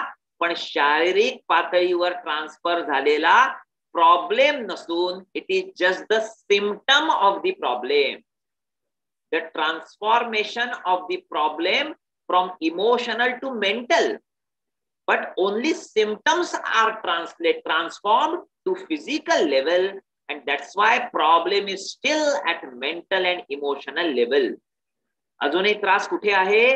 भावनिक आणि मानसिक पातळीवर आहे. It is a simple logic. जिथे त्रास असेल तिथे उपचार केला पाहिजे. जर भावनिक पातळीवर त्रास असेल तर उपचार भावनिक पातळीवर केला पाहिजे. जर मानसिक पातळीवर त्रास असेल तो उपचार मानसिक पातळीवर केला पाहिजे. म्हणून असा कुठला प्रक्रिया अशी आहे का, असा कोणता विषय आहे का जिथे तुम्ही प्रक्रिया तर शरीराने करणार पण त्याचा परिणाम मात्र मनावर होणार, परिणाम मात्र भावनेच्या पातळीवर होणार. परत एकदा सांगतोय, if problems are at emotional level, coming to lower mental level, again shifted to lower physical level. If we use body, can we treat our mind? Can we treat our emotional level? And answer is yes. अशा प्रक्रिया म्हणजे योगिक प्रक्रिया. They are not physical, they are psychophysical in the nature. In the last lecture, Professor Natalia explained beautifully about that. म्हणून ज्या काही प्रक्रिया तुम्ही शरीराने करणार आहात, उदाहरणार्थ आसन असो, प्राणायाम असो, बंध मुद्रा असो, शुद्धी क्रिया असो, त्या जरी तुम्ही शरीराने करत असला तरी सुद्धा त्या शरीरासाठी नाही, त्या मनासाठी आहेत. हे मूलभूत तत्व जोपर्यंत कळत नाही तोपर्यंत जीवनभर जरी योग केला तरी त्याचा फायदा होणार नाही. हे ज्ञान सत्पुरुषांनी जुन्या ग्रंथात दिलेलं आहे. पातंजल योगसूत्र का महत्वाचा? कारण पतंजली योग शरीरासाठी असं म्हणत नाहीत, ते म्हणतात योगः चित्तवृत्ती निरोधा. मग याच्या पुढे जाऊन का रोग आहेत आज आम्हाला? Because it's a chain of diseases. Try to understand. All our activities are mental activities we understood today. Because in every activity, mind is always involved. Therefore, the process of getting sick and cure are essentially mental processes. Thus, all disorders are psychosomatic in nature. Medical science पण आज हेच म्हणतंय की प्रत्येक रोगामध्ये मनाचा अंतर्भाव आहे. हे आमच्या सत्पुरुषांनी 2-5 हजार वर्षापूर्वीच जाणलंय. पण दुर्दैवाने या जुन्या ग्रंथांबद्दल आपल्याला ज्ञान नसल्यामुळे आज दुर्दैवाने योग विषयाचा बाजार आपल्याला दिसतोय. फार तीव्र वेदना होतात हे सांगायला. So if problem is the mind, we have to treat the mind. It is simple example. That's why today we have to understand exactly what is the chitta. कारण पतंजलींनी सांगितलंय योगः चित्तवृत्ती निरोधा. या चित्तामध्ये उमटणाऱ्या वृत्तींचा निरोध करणं म्हणजे योग.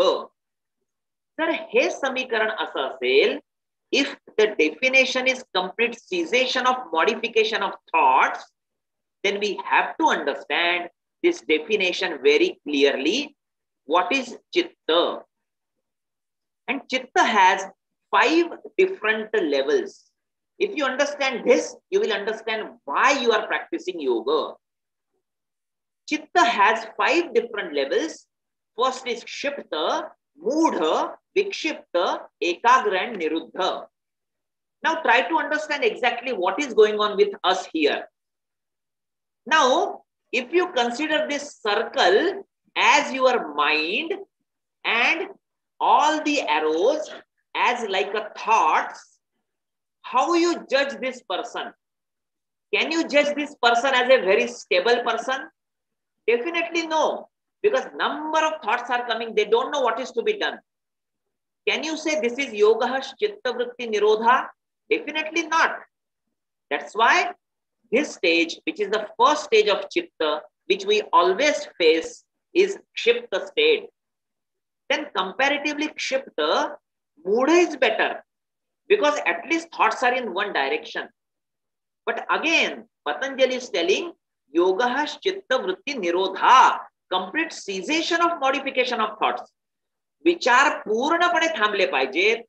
That's why maybe Moodha is better than Kshipta. Still, it is not the ultimate state. Then we go to third stage, which is Vikshipta.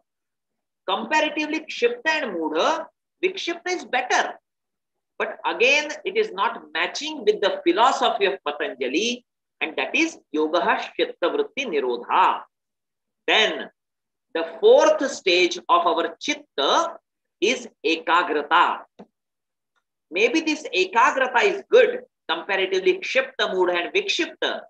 पण परत एकदा पतंजलींनी सांगितले की कंप्लीट सिजेशन, पूर्णपणे विचार थांबले पाहिजेत, तरच तुम्ही त्या स्थितीला जाल.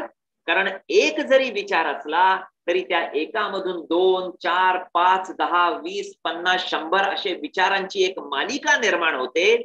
आणि जेवढे जास्ती विचार तेवढी जास्त अस्थिरता. हे पतंजलीचं समीकरण आहे. म्हणून त्यांनी सांगितलं, बाबा आता तरी सुरुवात कर. अथ योगानुशासनम. जर हा विषय केला तर मग 5व्या स्थितीत तुम्ही जाल. आणि 5वी स्थिती म्हणजे निरुद्ध अवस्था. कदाचित याच अवस्थेला समाधीची स्थिती म्हणता येईल का, याबद्दल चर्चा होऊ शकते, पण तो दुसरा विषय. म्हणून या क्षिप्त पासून मूढ, विक्षिप्त, एकाग्र आणि निरुद्ध पर्यंत जाण्याचा जो प्रवास आहे त्याला योग विषय म्हटला जातोय.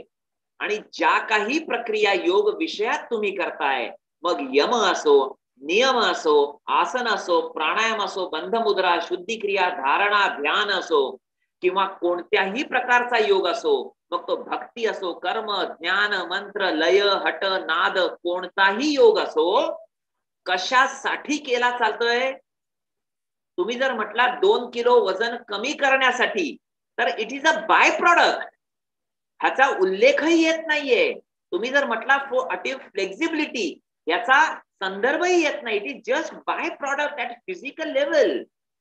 But we have to understand holistic approach of yoga, and that holistic approach means it is an integration of all the 5 aspects of personality. आम्हाला फक्त शारीरिक नकोय, आम्हाला शारीरिक बरोबर मानसिक पाहिजे, भावनिक पाहिजे, सामाजिक पाहिजे, आध्यात्मिकही हवी. हे जर असलं तरच आमचा सर्वांगीण विकास होईल. आणि हे तत्व दुर्दैवाने आज समाजात कळत नाहीये. असं आहे का, याची भीती निर्माण झालीये. म्हणून ज्या काही प्रक्रिया योग विषयक तुम्ही करताय, ज्या काही प्रक्रिया किंवा कालपासून आजपर्यंत जे काही वक्त्यांनी आपली वक्तव्य मांडली, ती फक्त आणि फक्त एकाच गोष्टीसाठी आहे, आणि ते म्हणजे योग हा चित्तवृत्ती निरोधा. या चित्तामध्ये उत्पन्न होणाऱ्या वृत्ती जेव्हा कमी होतील, तेव्हाच तुम्हाला योग विषयाचं ज्ञान होईल, आणि तेव्हाच तिसऱ्या सूत्रात जाल, तदा द्रष्टु स्वरूपे वस्थानम. So all the 3 sutras are very, very important. Now here, if Patanjali is using vritti, vritti म्हणजे काय? विचार, thoughts. Thousands of vrittis are there. Try to understand. हजारो वृत्ती आहेत. पण आपण 2च बघणार आहोत. One is positive thought, another is negative thoughts. Number of thoughts are there. What is positive thoughts? The thoughts which are supporting to achieve aim of your life. उदाहरणार्थ, हा webinar करायचा आहे, आणि वेबिनार करताना अनेक थॉट्स निर्माण झाले असतील, पण ते थॉट्स वेबिनार कसा यशस्वी होईल यासाठी निर्माण झाले असतील, तर हे सर्व विचार पॉझिटिव्ह म्हणता येतील. पण जे विचार या वेबिनारला अडचण निर्माण करणारे असतील, त्यांना म्हणतात निगेटिव्ह विचार. It is just example I am giving. But most of the time we feel number of negative thoughts are there in this common man. मग हे विचार जर मनात असतील, तर what is the mind? Because life is what? Life is mind game. मन, it is a rebellious, try to understand. मन हा तुमचा शत्रू आहे, हे सर्वप्रथम जर कळलं, तर या मनाला स्थिर कसं करायचं हे आपल्याला कळेल. आणि म्हणून योग विषय is nothing but only mind, mind and mind. I don't know why people say it is just physical acrobatics. It is related to only mind.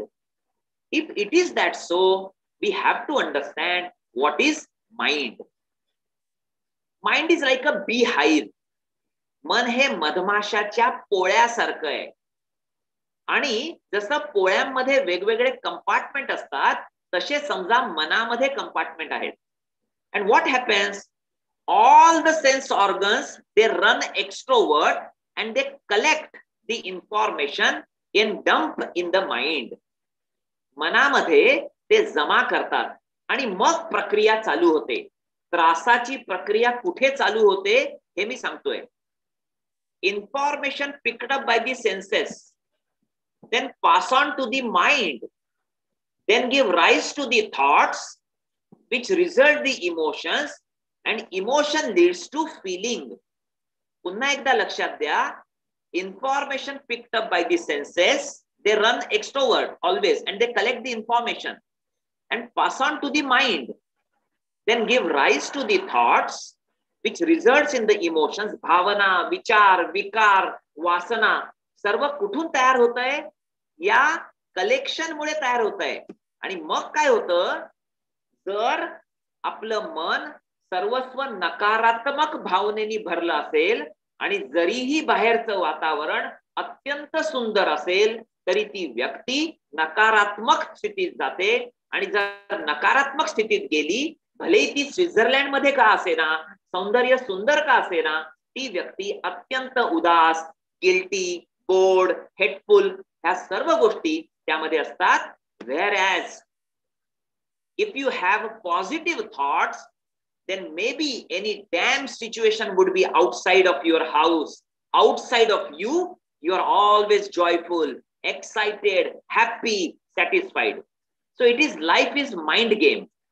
या मनाला जर जिंकलं ना तर जगाला जिंकलं असं होतंय. मग म्हणून कळलं पाहिजे की हा सर्व जो योग विषयाचं ज्ञान आहे हे फक्त आणि फक्त मनाशी संबंधित आहे. म्हणून जेव्हा मनाला आपण ट्रेनिंग देतोय, आम्हाला हे माहिती नाही या मनाला किती कप्पे आहेत. We don't even know different layers are there, thousands of layers are there. This mind is compelling you to work. हे मन आम्हाला नाचवतंय. खरं म्हणजे आम्ही मनाला नाचवलं पाहिजे, पण मन आम्हाला नाचवतंय ही शोकांतिका आहे. म्हणून थोड्याशा लेयर सांगतोय आणि आपल्या संदर्भात मूल्यांकन पण करा आणि खरंच मला सांगा की असं आपण वागताय का? Are you behaving like this? Try to understand how mind is making you compelled to dance. तुम्हाला नाचायला लावतंय आणि वेगवेगळ्या मनाचे कप्पे मी तुम्हाला सांगतोय आज, कारण आम्हाला मन म्हणजे काय हेच कोणी सांगत नाहीये. मग there are different layers of the mind. The first is called peripheral mind. Second is intensive, third is intrinsic, fourth is abysmal. Maybe those terminologies are different, पण मी सोप्या भाषेत तुम्हाला समजावतो. Peripheral mind means blind thought. तुम्ही अनेक वेळा असं वागता का? We want to say without consideration. विचार न करताही जर तुम्ही अशा प्रकारे वागता का? जर तसे वागत असाल तर ते मन तुम्हाला कंपेल करतंय. कधी कधी इंटेन्सिव्ह माइंडची लेअर तुमच्या बरोबर काम करते. वी थिंक अँड अनालाइज, विचारपूर्वक बोलताय. कधी कधी काय होतंय, इंट्रिन्सिक माइंडची लेवल काम करते. You think, you analyse, but से ऍज पर दी सिच्युएशन. तुम्ही विचारही करताय, परिस्थितीचं मूल्यांकनही बरोबर करताय, पण परिस्थितीनुसार तुम्ही तुमचं वक्तव्य बदलताय आणि खोटं वागताय. ही पण एक मनाची स्थिती. त्यानंतर ॲबिस्मल माइंड, प्रिज्युडाइज थॉट म्हटलं जातं याला. Thoughts are already stored. विषय कोणताही असो, पण तुमच्या मनामध्ये ते विचार पहिलेच स्टोर असतात आणि त्यानंतर ते विचार मात्र प्रचारित आणि प्रसारित केले जातात. Cloud stained mind, it is tricky thought. You know but you want to hide from others. तुम्हाला माहिती आहे उत्तर, पण तुम्ही लोकांपासून लपवताय ते उत्तर. Obscure mind means what? Mismatch thoughts. Fact want to know but hidden by itself. And seventh is very interesting, and that is obtuse mind. What is obtuse mind? It is called ignorant thoughts. You may laugh if you understand all the layers of the mind. तुम्ही खरंच हसाल जर या लेयर्सचा विचार केला तर. What is seventh? We don't know that we don't know. अनेक वेळा आपल्याला हेच माहिती नसतं की मला एखादा विषय माहितीच नाही, तरी आपण बोलत असतो. म्हणजेच काय, हे फक्त मन आम्हाला नाचवतंय. वेगवेगळ्या लेयर्स काम करतायत. काय असामान्य ज्ञान सत्पुरुषांनी दिलं असेल जुन्या काळात. का योग दिला? कारण चित्ताला, कारण मनाला ट्रेनिंग देणं महत्वाचं होतं.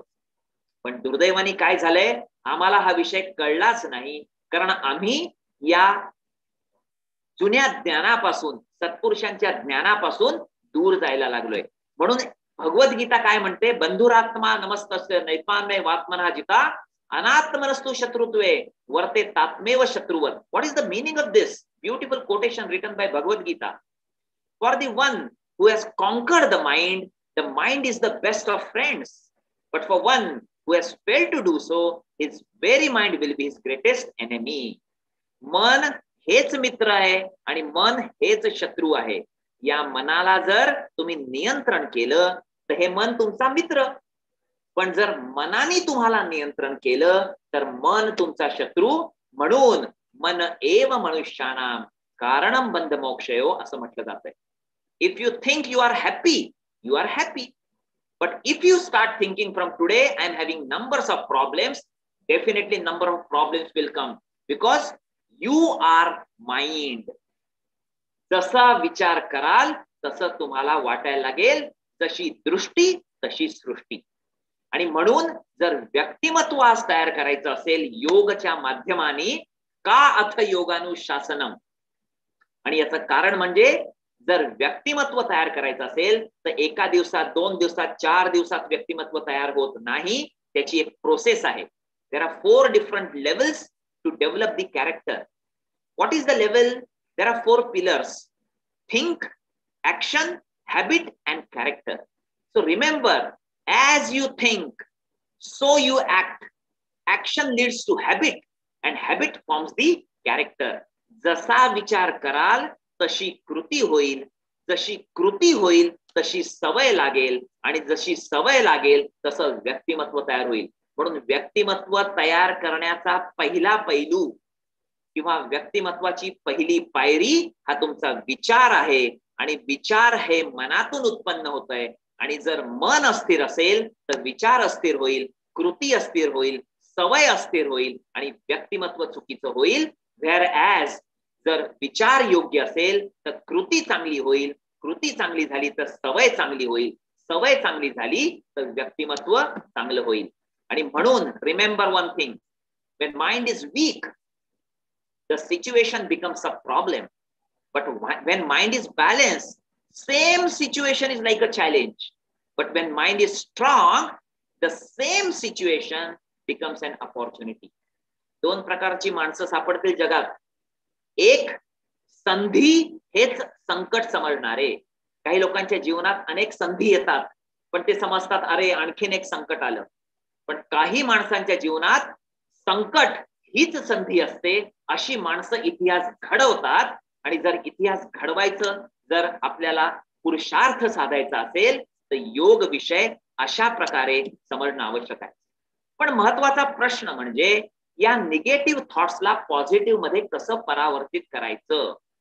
जर योग विषय हा फिजिकल नाही हे आपल्याला आता कळलं असेल तर लाख मोलाचा प्रश्न हा आहे, how to transform negative thoughts into positive one. This we have to understand today. आणि थोडंसं मूल्यांकन मी करायला सांगतोय. I want to evaluate. Please evaluate yourself now, just now. Don't give me answer. Today you have to understand you are at negative state, between negative or positive, or at positive state. You have to understand today. If today you have holistic vision in your life, if today you have deep purpose in your life, if you have responsible attitude in your life, if your understanding is effective, and if steady commitments you have today, just now in your life, believe me, you are having positive state. But if you have broken vision today, just now, observe, स्वतःचा आत्ता या क्षणाला मूल्यांकन करा.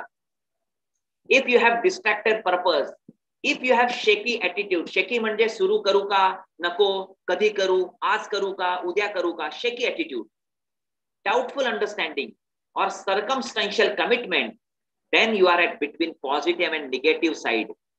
And if today you don't have any vision in your life, your short-term purpose you have, destructive attitude you have, dark understanding you have. Dark understanding म्हणजे विषयच कळत नाहीये.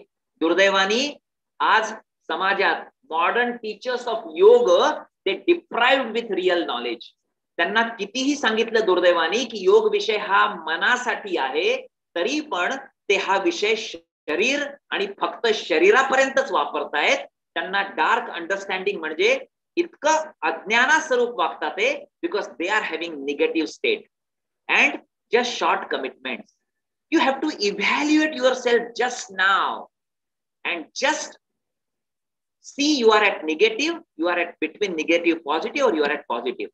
सो what is the goal of yoga today in your life? Transform this negativity, balance this negativity and positivity, and then develop positivity. Once you develop positivity, there is no one to break you. हे जे मी सांगतोय हे मी माझं काहीच सांगत नाही.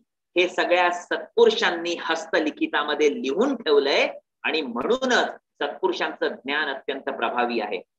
काम करत असताना धन्यवाद देतो ज्यांनी माझी ओळख करून दिली. त्यांनी सांगितलं की दुर्मिळ ग्रंथांवर मी काम करतोय. आणि दुर्मिळ ग्रंथ म्हणजे अशा प्रकारच्या ज्या हस्तलिखित ज्या दुर्मिळ आहेत, जगात लोकांना माहितीच नाही, ती सर्व हस्तलिखित सत्पुरुषांची जमा करून पुस्तक रूपात आज आम्हाला कळलं पाहिजे की खरं योग विषयक ज्ञान काय आहे. आणि अनेक ग्रंथ प्रकाशित केले आणि प्रत्येक ग्रंथामध्ये फक्त एकच गोष्ट सांगितली आहे, ही शपथेवर मी तुम्हाला सांगू शकतोय की योग हा विषय फक्त आणि फक्त मनासाठी आहे. जर मन स्थिर झालं तर त्याचा परिणाम शारीरिक पातळीवर होईल.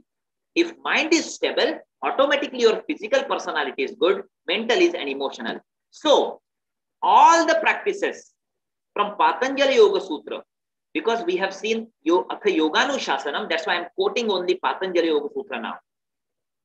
सर्व practices ज्या याच्या आधीही फार उत्तम प्रकारे अरविंदजींनी समजवलंय, यम, नियम, आसन, प्राणायाम, प्रत्याहार, धारणा, ध्यान आणि अंतिम जीवनाचा जो उद्देश आहे तो समाधी, हे जर प्राप्त ह्या ज्या प्रॅक्टिसेस आहेत त्या जर केल्या तर you can transform the ill thoughts, you can transform the negative thoughts. तुम्ही नकारात्मक भावना बदलाल, त्या सकारात्मक मध्ये परिवर्तन होईल आणि सकारात्मक जर परिवर्तित झाल्या तर you can achieve your holistic health. It is so simple philosophy. So why yama, niyama, asana, pranayam, pratyahar, dharana, dhyan, samadhi? Why this sequence is there and specific reason is there? पतंजलींना काय गरज होती यम पासून सुरुवात करायची आणि समाधी पर्यंत? त्यांची इच्छा असते त्यांनी आसनला पहिले टाकलं असतं, ध्यानाला पहिले टाकलं. What is the reason behind that? And you accept or you reject. But the reality is we are not physical being getting spiritual experiences. We are spiritual being getting experiences at body level. But due to ignorance, we are not capable to understand this fact. And that's why first our spiritual body should be adaptive. And through yama niyama, we can adapt spiritual body. And then we can go for gross body will be adaptive with asana. Then pranic body will be adaptive with pranayam. Then mind can be controlled through dharana, and then meditation will be adaptive, and finally ananda body can be adaptive when you reach up to this samadhi. That is the whole philosophy. Unfortunately, today people consider only asana is yoga, only kapalabhati is yoga, only anulom vilom is yoga, only meditation is yoga. Yoga is very vast subject, but we don't know the philosophy behind that. We don't know the fundamental principles about yoga, and that is the biggest trouble I feel today in this modern era. आम्हाला मूलभूत तत्वच माहिती नाही आणि त्यामुळे सगळा गोंधळ झालाय. ज्या क्षणाला योग विषयाची मूलभूत तत्व आम्हाला कळतील त्या क्षणाला योग विषय कसा वापरायचा हे आम्हाला कळेल. म्हणून we should understand fundamental principles of asana mentioned in ancient literature by all the masters. We should understand fundamental principle of pranayam, bandha mudra, shuddhi kriya, dharana, dhyana. I'll give one example to you. एक उदाहरण देतो मी तुम्हाला, तुम्हाला कळेल मला काय म्हणायचं आहे. Where is the problem? Now for example, say asana. Asana is fundamental practice. Everyone is practicing asana. What is the science of asana written by Patanjali? There are three fundamental principles. मी म्हणत नाहीये, पतंजली त्यांनी 3 fundamental principal सांगितली. स्थिर सुखम आसनम, प्रयत्न शैथिल्य अनंत समापत्तीभ्याम आणि ततोद्वंद्वान विघातः. आसनाची 3 fundamental principal सांगितली. स्थिरता आणि सुख महत्वाचं आहे. स्थिरता ही शरीराची, सुख हे मनाचं. So comfort and the stability and the comfort, 2 things are important. प्रयत्न शैथिल्य म्हणजे काय? करत असताना प्रयत्नामध्ये शैथिल्यता पाहिजे. आसन म्हणजे कुस्ती नाही, तिथे कुठल्याच प्रकारचे जोरकस प्रयत्न नाही. आणि महत्वाचं म्हणजे जर असं केलं तर द्वंद्व हे दूर होईल. मग ते शारीरिक असो, मानसिक असो, भावनिक पातळीवर असो, आध्यात्मिक पातळीवर असो. द्वंद्व म्हणजे कॉम्पिटिशन्स हे बंद होईल, कमी होईल, संपून जाईल. हे आम्हाला कळत नाहीये. असं पतंजलींनी सांगितलंय. स्थिर सुखम आसनम, प्रयत्न शैत्य ततो द्वंद्वांधार. आता प्रॉब्लेम काय होतोय? When someone is asking what you are doing, you simply say, I am doing yogic exercises. And as and when you use exercise term, most of the people in this world, they don't know that there are two types of exercises. One is called static exercise, another is called dynamic exercise. What is the meaning of static exercise? Static exercise means when you perform any action very slowly and you maintain the final position, that is called static. And what is dynamic? When you repeated movements are there, but you are not maintaining final position, that is dynamic. फरक फार सोपा आहे. जिथे कृती हळूवार करता आणि अंतिम स्थितीमध्ये थांबता काही वेळ, त्याला म्हटलं जातं स्टॅटिक व्यायाम. आणि जिथे तुम्ही रिपिटेशन करता पण अंतिम स्थितीमध्ये थांबत नाही, त्याला म्हणतात डायनॅमिक. नाउ स्थिर सुखम मीन्स व्हॉट? स्थिरता means static. So asana involve very little movements or no movements. That's why they are static. But exercise involve repetitive movements. पुनरावृत्ती आहे कृतीची, म्हणून ते डायनॅमिक आहेत. आसन consume minimum energy, but exercise consume more energy. Asana bring optimum tone of the muscle. हे फार महत्वाचं तत्व आहे, लक्षात ठेवणं आवश्यक आहे. जेव्हा हळूवार स्नायू तुम्ही ताणन क्षमता वाढते, तेव्हा स्नायू शिथिल होतात, आणि जेव्हा स्नायू शिथिल होतात त्याचा परिणाम मनावर होतो आणि मनातला स्ट्रेस कमी होतो. पण एक्सरसाइज तुम्ही काय करताय? स्ट्रेंथ वाढवण्यासाठी करताय. Asana do not increase muscle mass. तुम्ही हे म्हणू शकत नाही 6 महिने भुजंगासन केले म्हणून माझा बायसेप्स वाढला पाहिजे, कारण त्याचा उद्देशच तो नाही. पण जर बायसेप्स वाढवायचा असेल तर you perform dynamic exercise, directly go for dumbbells. इथे मी हे सांगत नाही की डायनॅमिक योग्य आहे का static. I am not telling dynamic is right and yoga is wrong. I am not telling yoga is right and dynamic is wrong. I am not telling this. I am telling what is your intention. तुम्हाला काय हवं आहे त्याप्रमाणे तुम्ही exercise करा. कारण डायनॅमिकची physiology वेगळी, स्टॅटिकची physiology वेगळी. डायनॅमिक एक्सरसाइजची फिलॉसॉफी वेगळी, स्टॅटिक एक्सरसाइजची फिलॉसॉफी वेगळी. त्याचप्रमाणे डायनॅमिक एक्सरसाइजची सायकोलॉजी आणि आसनाची सायकोलॉजी ही पूर्णतः वेगळी आहे. हे समीकरण आम्हाला कळलं पाहिजे. जर तुम्हाला डायनॅमिक करायचं असेल तर अवश्य करा dynamic exercises for attaining physical fitness. But if you perform आसन विच इज स्थिर सुखम, which is prayatna shaitilya, which is for going away from the competitive nature and to realize your true nature, and that's why reduce the disturbance at the mind. दोघांचं वर्गीकरण इतकं सोपं आहे.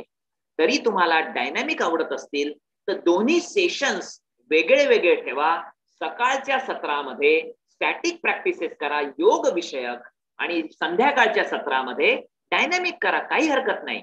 पण दोघांना जर एकत्र केलं तर जीवनभर केलं तरी त्याचा परिणाम होणार नाही असं मी म्हणत नाही. अनेक संशोधन यावर झालेली आहेत. काम करत असताना या आसनाबद्दल मी का म्हणतोय, कारण एक एन्सायक्लोपीडिया प्रकाशित करायचं भाग्य लाभलं. आणि एन्सायक्लोपीडिया जेव्हा पब्लिश झाला त्यामध्ये जवळजवळ 250 हस्तलिखित जमा करता आली, आणि त्यानुसार ऑथेंटिक आसनं कोणची. उदाहरणार्थ पद्मासन, किती प्रकारची पद्मासन आहे, 100 पेक्षा जास्ती पद्मासनांचा उल्लेख आमच्या सत्पुरुषांनी ऑलरेडी दिलेलाच आहे. ग्रंथात हे सर्व ज्ञान आम्हाला मिळालेलंच आहे. पण दुर्दैवाने आज आम्ही ग्रंथांच्या विरुद्ध आहोत, कारण आम्हाला ग्रंथ माहितीच नाही. हे जे ज्ञान सत्पुरुषांनी आम्हाला दिलं, परंपरागत ज्ञान, ते जर आम्हाला कळलं तर निश्चितच आमचा हा विकास होईल. जमलं तर वेबसाईट तुम्ही बघू शकताय. आणि म्हणून इथे एक जाता जाता प्रश्न फक्त मी आपल्या समोर उपस्थित करणार आहे.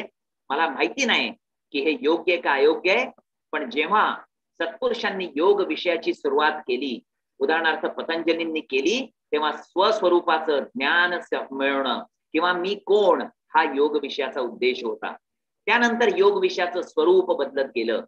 योग विषय फक्त आध्यात्मिक पातळीवरच समजण्यात आला आणि त्याला आध्यात्मिक योग हे नाव दिलं. त्यानंतर त्याचं स्वरूप बदललं, त्याला बुद्धियोग असं समजलं गेलं. फक्त इंटलेक्च्युअल पातळीवर ते people try to understand only at intellectual level. मग पुन्हा स्वरूप बदललं, त्याला चिकित्सा योगा हे नाव देण्यात आलं. थेरपी योग ते स्टार्टेड युजिंग. त्यानंतर स्वरूप बदललं, व्यायाम योग, एक्सरसाइज योग हे नाव दिलं. त्यानंतर क्रीडा योग, स्पोर्ट्स योग, आणि त्यानंतर स्पर्धा योग, कॉम्पिटिशन योग. I don't know really whether we are going to the tradition or we are going against of the tradition.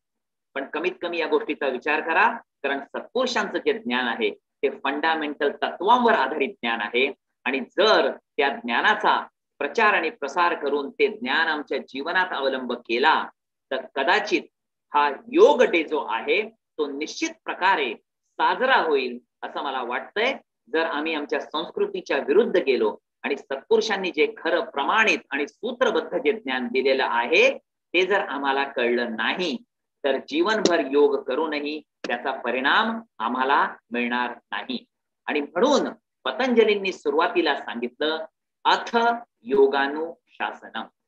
So this is the vast spectrum of the first sutra which is Atha Yogānuśāsanam from Yoga Sutra of Patanjali.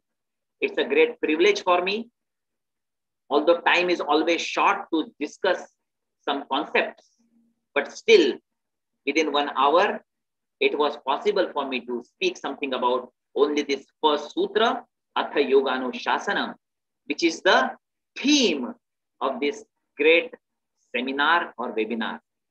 I would like to convey very humble thanks to respected Nikam sir, all the organizers, respected VC sir, for giving this great opportunity to throw some light on the concept of Atha Yogānuśāsanam.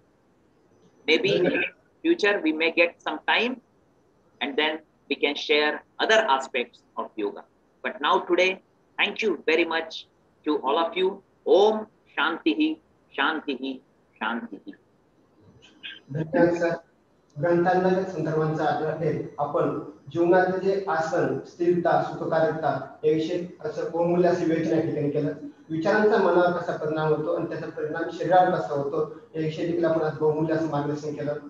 त्याबद्दल धन्यवाद. We now move to the third lecture for today's webinar by Dr. Vijay Srinath Kanchi.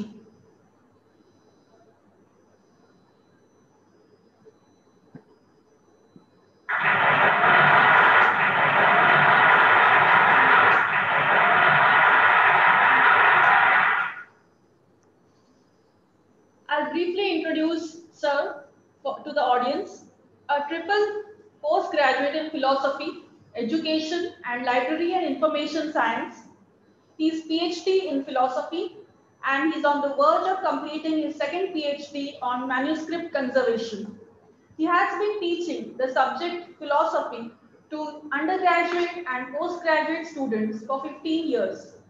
He has published several books on yoga, of which one book titled Sri Sita Ramanjanaya Samvadam is a translation and commentary in English on a rare treatise on yoga published in Telugu language about 200 years ago. His book titled Introduction to Philosophy, Introduction to Yoga, and Introduction to Indian Philosophy for the UG and PG students have been published by Yashwantrao Chavan, Maharashtra Open University, India. His articles frequently appear in the Speaking Tree column of Times of India newspaper. Presently, he is serving as the Director, Knowledge Resource Center, Mulji Jaitha College, Jalgaon. He is a member of Advisory Committee, member of Board of Studies of many universities, and editorial board member of journals. We virtually felicitate and welcome Dr. Vijay Srinath Kanchi. I request him to deliver a lecture on his topic, some lesser known aspects of yoga, some forgotten yogic practices. Thank you very much, madam. Good afternoon, all of you. First and foremost, I would like to express my heartfelt gratitude to Professor Nikam sir for providing me this opportunity to present a few interesting aspects relating to the lesser known aspects of yoga in front of the audience. I'm also thankful to the Vice Chancellor Vayanandan sir, Rashmi Ranade madam, Shubham Bongle, and all the other organizers who are conducting this interesting webinar for the last 2 days.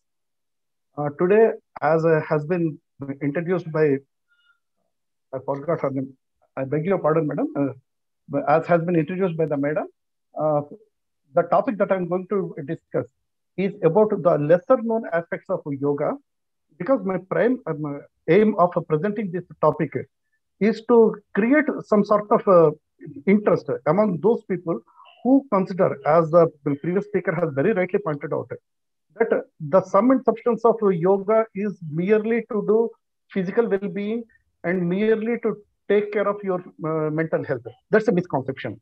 So my emphasis is going to be to present before all of you the intricate aspects of and dimensions of the yoga, which actually enable you to experience the real beauty and bliss of the life when you seriously meditate deep into your own self. So before I actually start my presentation, I would like to share my screen. Just kindly tell me if my screen is visible. Yes, sir, it is visible. Great. So nice. Well, because I was told that the audience are to a great number going to be students of BA Yoga and MA Yoga, I have decided to present my presentation, prepare my presentation in Hindi. Nevertheless, I would like to present both in Hindi as well as in English. योग के कुछ रोचक तथ्य और कुछ भूली फिसली योग साधनाएं, ये टॉपिक के बारे में बात करने से पहले मैं कुछ बातों के ऊपर आपका ध्यान आकर्षित करना चाहता हूं. What exactly is the purpose of practicing yoga? This is a very important aspect we need to very seriously consider. Is it merely our physical well-being, or maybe some mental poise, composure, and feeling a sense of contentment within ourselves? Is this the only purpose of yoga? Unfortunately, as the previous speaker has very rightly pointed out, we have come to a state where we consider yoga as a solution for our physical and mental ailments. But we need to understand that the physical and mental well-being is only a byproduct of a larger picture. The larger picture is, are you able to focus yourself seriously within yourself? क्या आप में रम सकते हैं? अगर आप अपने में रम सकते हैं तो आप योग कर रहे हैं. यानी in fact the very purpose of yoga is to take the practitioner into the intricate aspects of yoga. What are the intricate aspects of yoga? Those intricate aspects are the अंतरंगिक योग. हम बाहरंग योग से के साधना से शुरू करते करते हमें अंतरंग योग में प्रवेश करना है.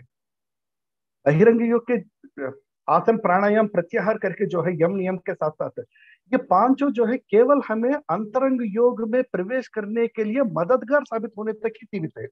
उनका मकसद यह नहीं कि हम जो है प्राणायाम से संतुष्ट रह जाए या आसन से संतुष्ट रह जाए.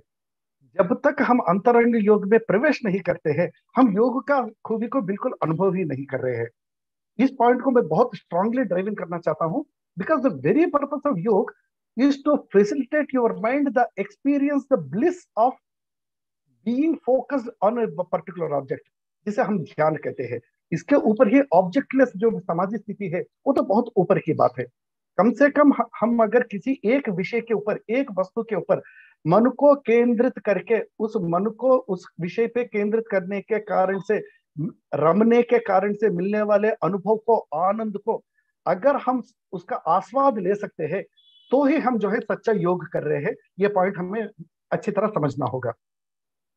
लेकिन अगर ध्यान हमें करना है तो प्रैक्टिकली हमें काफी सारे बाधाएं हमारे सामने आती है.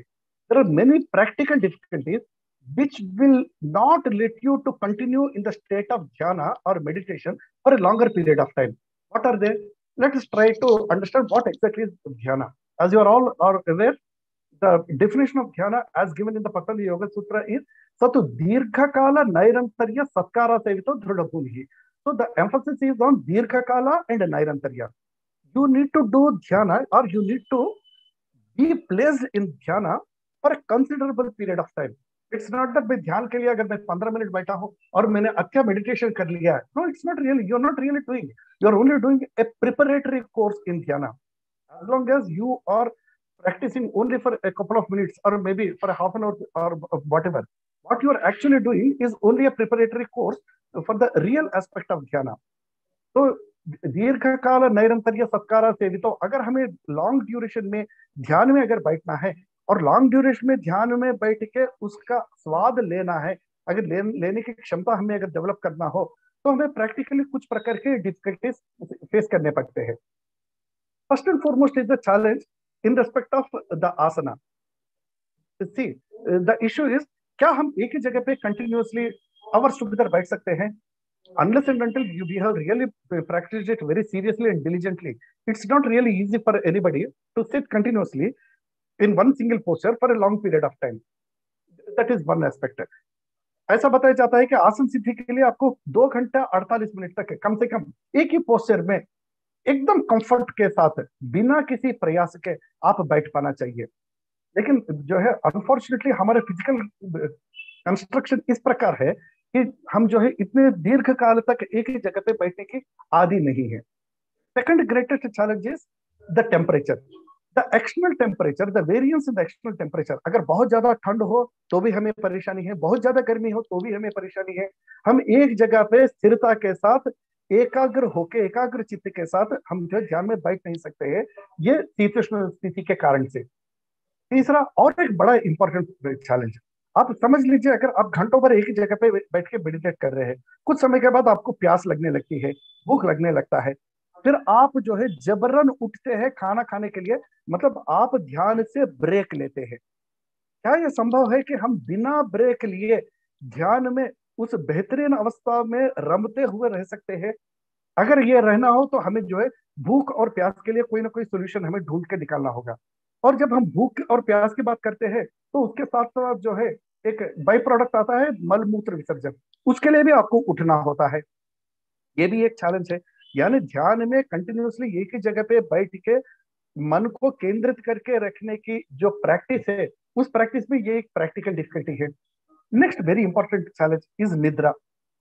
आप भले ही 12 घंटे अगर मेडिटेट करें, लेकिन शाम के टाइम पे, रात के टाइम पे आखिरकार आप सोने के लिए तो लेट जाते हो. फिर आपका ध्यान जो है एक प्रकार से, अगर आपका अनट्रेन्ड माइंड हो तो निद्रा के कारण से जो है आपका मेडिटेशन या आपका ध्यान ब्रेक हो रहा है. नेक्स्ट वेरी इंपॉर्टेंट, जो कुछ भी हम प्रैक्टिस कर रहे हैं वो प्रैक्टिस परिपक्व होने से पहले ही अगर हमें मृत्यु का शिकार बनना हो तो हमें जो है ये डिसकंटिन्यू हो जाता है. फिर दोबारा वो तमाम चीजों को प्रैक्टिस करते हुए जो है हम सीढ़ियों को चढ़ते चढ़ते फिर आगे हमें बढ़ना होगा. यानी मृत्यु एक चैलेंज है. इस प्रकार अगर ब्रॉडली देखेंगे तो ध्यान में निरंतर दीर्घकाल एक ही स्थिति में अगर रहने की, अगर हमें किसी ने ठान लिया है तो उसमें 5 प्रकार की जो है डिफिकल्टीज उसको फेस करने होते हैं. कंफर्टेबल पोस्चर में कम से कम 3 घंटे यानी 2 घंटा 48 मिनट एक ही पोजीशन में बैठ पाना एक आमतौर पे एक बहुत बड़ी चैलेंज है. दूसरा शीतोष्ण स्थिति, बाहर के टेम्परेचर के वेरिएंस के कारण से जो है हमें ढेर सारी दिक्कतों को सामना करना होता है. भूख और प्यास में जो डिफिकल्टीज जो आते हैं उसके कारण जबरन हम अपने ध्यान की अवस्था से उठते हैं, कुछ खाने के लिए या कुछ पीने के लिए प्रयास करते हैं, और उसके कारण से मलमूत्र विसर्जन का भी जो है हमें ब्रेक लेना होता है. निद्रा के कारण से ब्रेक लेना होता है, और एक लंबा ब्रेक जिसे मृत्यु कहते हैं उसका भी हमें कभी कभी शिकार भी होना होता है. तो क्या इनके लिए कुछ सॉल्यूशंस दिए गए हैं क्या अपने ट्रेडिशनल योग के टेक्निक में? इनके बारे में मैं आपका ध्यान आकर्षित करना चाहता हूं. बिल्कुल, ये पांचों से भी छुटकारा पाने के लिए और लगातार घंटों नहीं, दिन नहीं, महीनों भर आप एक ही स्थिति में फोकस के साथ बैठ पाना ये संभव है, और ये संभव होता है. इसके लिए ढेर सारे टेक्निक्स भी बताए गए हैं. वो कौन से हैं वो मैं आपके सामने रखने का प्रयास करूंगा. तो आज मैं आपके सामने जो टॉपिक पे रखने का प्रयास कर रहा हूं, यस, उसमें मैं प्रयास करूंगा कि चांडाली करके एक प्रक्रिया थी. अनफॉर्चुनेटली हमारे यहाँ पे काफी दुर्लभ हो गया है. आजकल जो है भारतवर्ष में काफी कम लोग ही इस चांडाली का प्रैक्टिस करते हुए नजर आते हैं. यूरोप में, पर्टिकुलरली रशिया में चांडाली का बहुत अच्छी तरह प्रैक्टिस किया जाता है.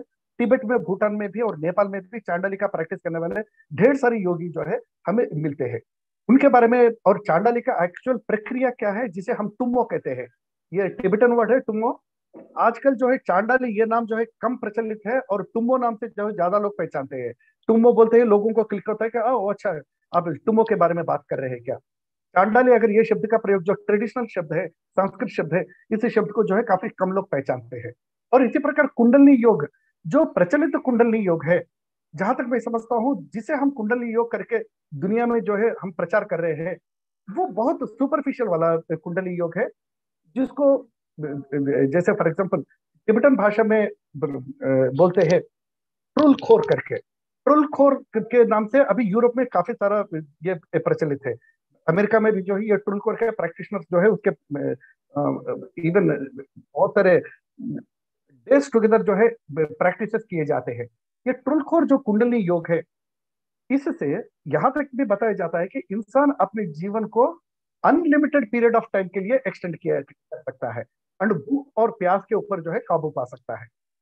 और इसी प्रकार और एक टेक्निक था जो मोरलेस अभी लुप्त हो गया है, जिसका नाम मिलाम या स्वप्न दर्शन है। स्वप्न दर्शन ये ऐसा एक टेक्निक है जिसके माध्यम से स्वप्न को की अवस्था को भी आप मेडिटेशन के रूप में तब्दील कर सकते हैं। यानी स्वप्न एक अवस्था है जिसमें आप किसी से डिस्टर्ब नहीं हो रहे हैं, आप केवल आप में रमे हुए हो। उस परिस्थिति में, उस स्टेट ऑफ माइंड में, आप बाहर के किसी भी चीज से जब आप डिस्टर्ब नहीं हो, उस समय यदि अगर स्वप्न की अवस्था को ही आप अगर योग के रूप में तब्दील कर सकते हैं, तो वो एक बेहतरीन योग का एक प्लेटफॉर्म बन सकता है। इसे स्वप्न दर्शन के रूप में जाना जाता था, अभी इसे मिलाम इस रूप में जो है काफी ड्रीम योगा या मिलाम के रूप से जाना जाता है। महाकाय करके और एक टेक्निक था। जैसे हम हनुमान जी के बारे में जानते हैं कि वो अपने शरीर को बहुत ह्यूज प्रोपोर्शन में जो है वो बढ़ा सकते थे और एकदम जो है छोटे से छोटे रूप में जो है अपने शरीर को तब्दील कर सकते थे। तो महाकाय करके ये एक टेक्निक जो है, इस जिसे यूलू कहते हैं आजकल के टिबेटन पैरलेंस में, वो एक टेक्निक है। प्रभास्वरा करके और एक टेक्निक है। प्रभास्वरा यानी able to travel in the form of light, यानी कांति के रूप में, यानी रोशनी के रूप में आप अलग अलग विश्व के किसी भी कोने तक आप जो है ट्रैवल करने की क्षमता, इसको प्रभास्वरा ऐसा कहते हैं। और अंतराभावा करके एक स्टेट है। अंतराभावा यानी बार्डो, यानी Tibetan book of the dead जिसे कहते हैं, उस किताब में बहुत एलॉबरेटली इसके बारे में बताया गया है। यानी इंटरमीडिएट स्टेट्स जो होते हैं, जैसे जागृत स्थिति और गहरी नींद के बीच में स्वप्नावस्था, और जीवन और मृत्यु के बीच में, मतलब जीवन और दोबारा जन्म लेने के बीच में मृत्यु की एक अवस्था, इस प्रकार वो जो बीच वाली जो स्थिति रहती है, उस स्थिति को ट्रेनिंग के साथ माइंड को प्रैक्टिस करके हम अगले पड़ाव पे पहुंचने के प्रयास करना। इसी प्रकार एक बहुत इंटरेस्टिंग टेक्निक है जिसका नाम है संक्रांति। हम जिसे मकर संक्रांति के रूप में हम जो त्योहार के रूप में मनाते हैं, एक्चुअली संक्रांति एक योगिक प्रैक्टिस है। मकर संक्रमण का मतलब होता है कि हम उत्तरायण में प्रवेश करना। उत्तरायण में प्रवेश करना यानी आप ऊपर के हिस्से में प्रवेश करना, यानी आपका फॉन्टनल करके जिसे कहते हैं, आपके जो मस्तिष्क के टॉप रीजन में जो एरिया जो होता है जिसे फॉन्टनल कहते हैं, उस फॉन्टनल से आप आपके शरीर को त्यागते हुए बाहर अगर निकल पाते हैं तो उसे संक्रांति करके कहते हैं। इसे ही इच्छा मरण ऐसा भी नाम दिया गया है। यदि इच्छा मरण के माध्यम से अगर कोई शरीर को त्यागता है तो वो अपने इच्छा से दोबारा शरीर को ले सकता है, ऐसा बताया जाता है। और इसके साथ साथ और एक दो प्रकार के टेक्निक है, एक को कहते हैं महामुद्रा और दूसरे को कहते हैं अति योगा। मैं देखता हूँ कि इनमें से, क्योंकि मैं जानता हूँ कि इनमें से 90% टेक्निक्स जो है मोरलेस इंडिया में लुप्त हो चुके हैं। शायद बहुत ही कम लोग जानते हैं चांडाली टेक्निक को के बारे में सैद्धांतिक रूप में जानना, और प्रैक्टिकली प्रैक्टिस करने वाले तो मेरे हिसाब से बहुत मुट्ठी भर लोग ही होंगे। इसी प्रकार कुंडली योग के, यानी जो जिसे कहते हैं ट्रुलखोर, ये ट्रुलखोर को कैसे प्रैक्टिस करते हैं इसके बारे में जानने वाले लोग शायद बहुत कम होते हैं। तो ये तमाम के बारे में मैं प्रेजेंट करने का प्रयास करूंगा। इनमें जो खूबियां है उनको भी कम से कम सैद्धांतिक रूप से सामने लाने का प्रयास जो है मैं इस प्रेजेंटेशन के माध्यम से करने का प्रयास करूंगा। वेल, तो फर्स्ट एंड फॉरमोस्ट मैं जो है आप लोगों के सामने जो चांडाली जिसे कहते हैं उसके बारे में प्रस्तुत करना चाहता हूं।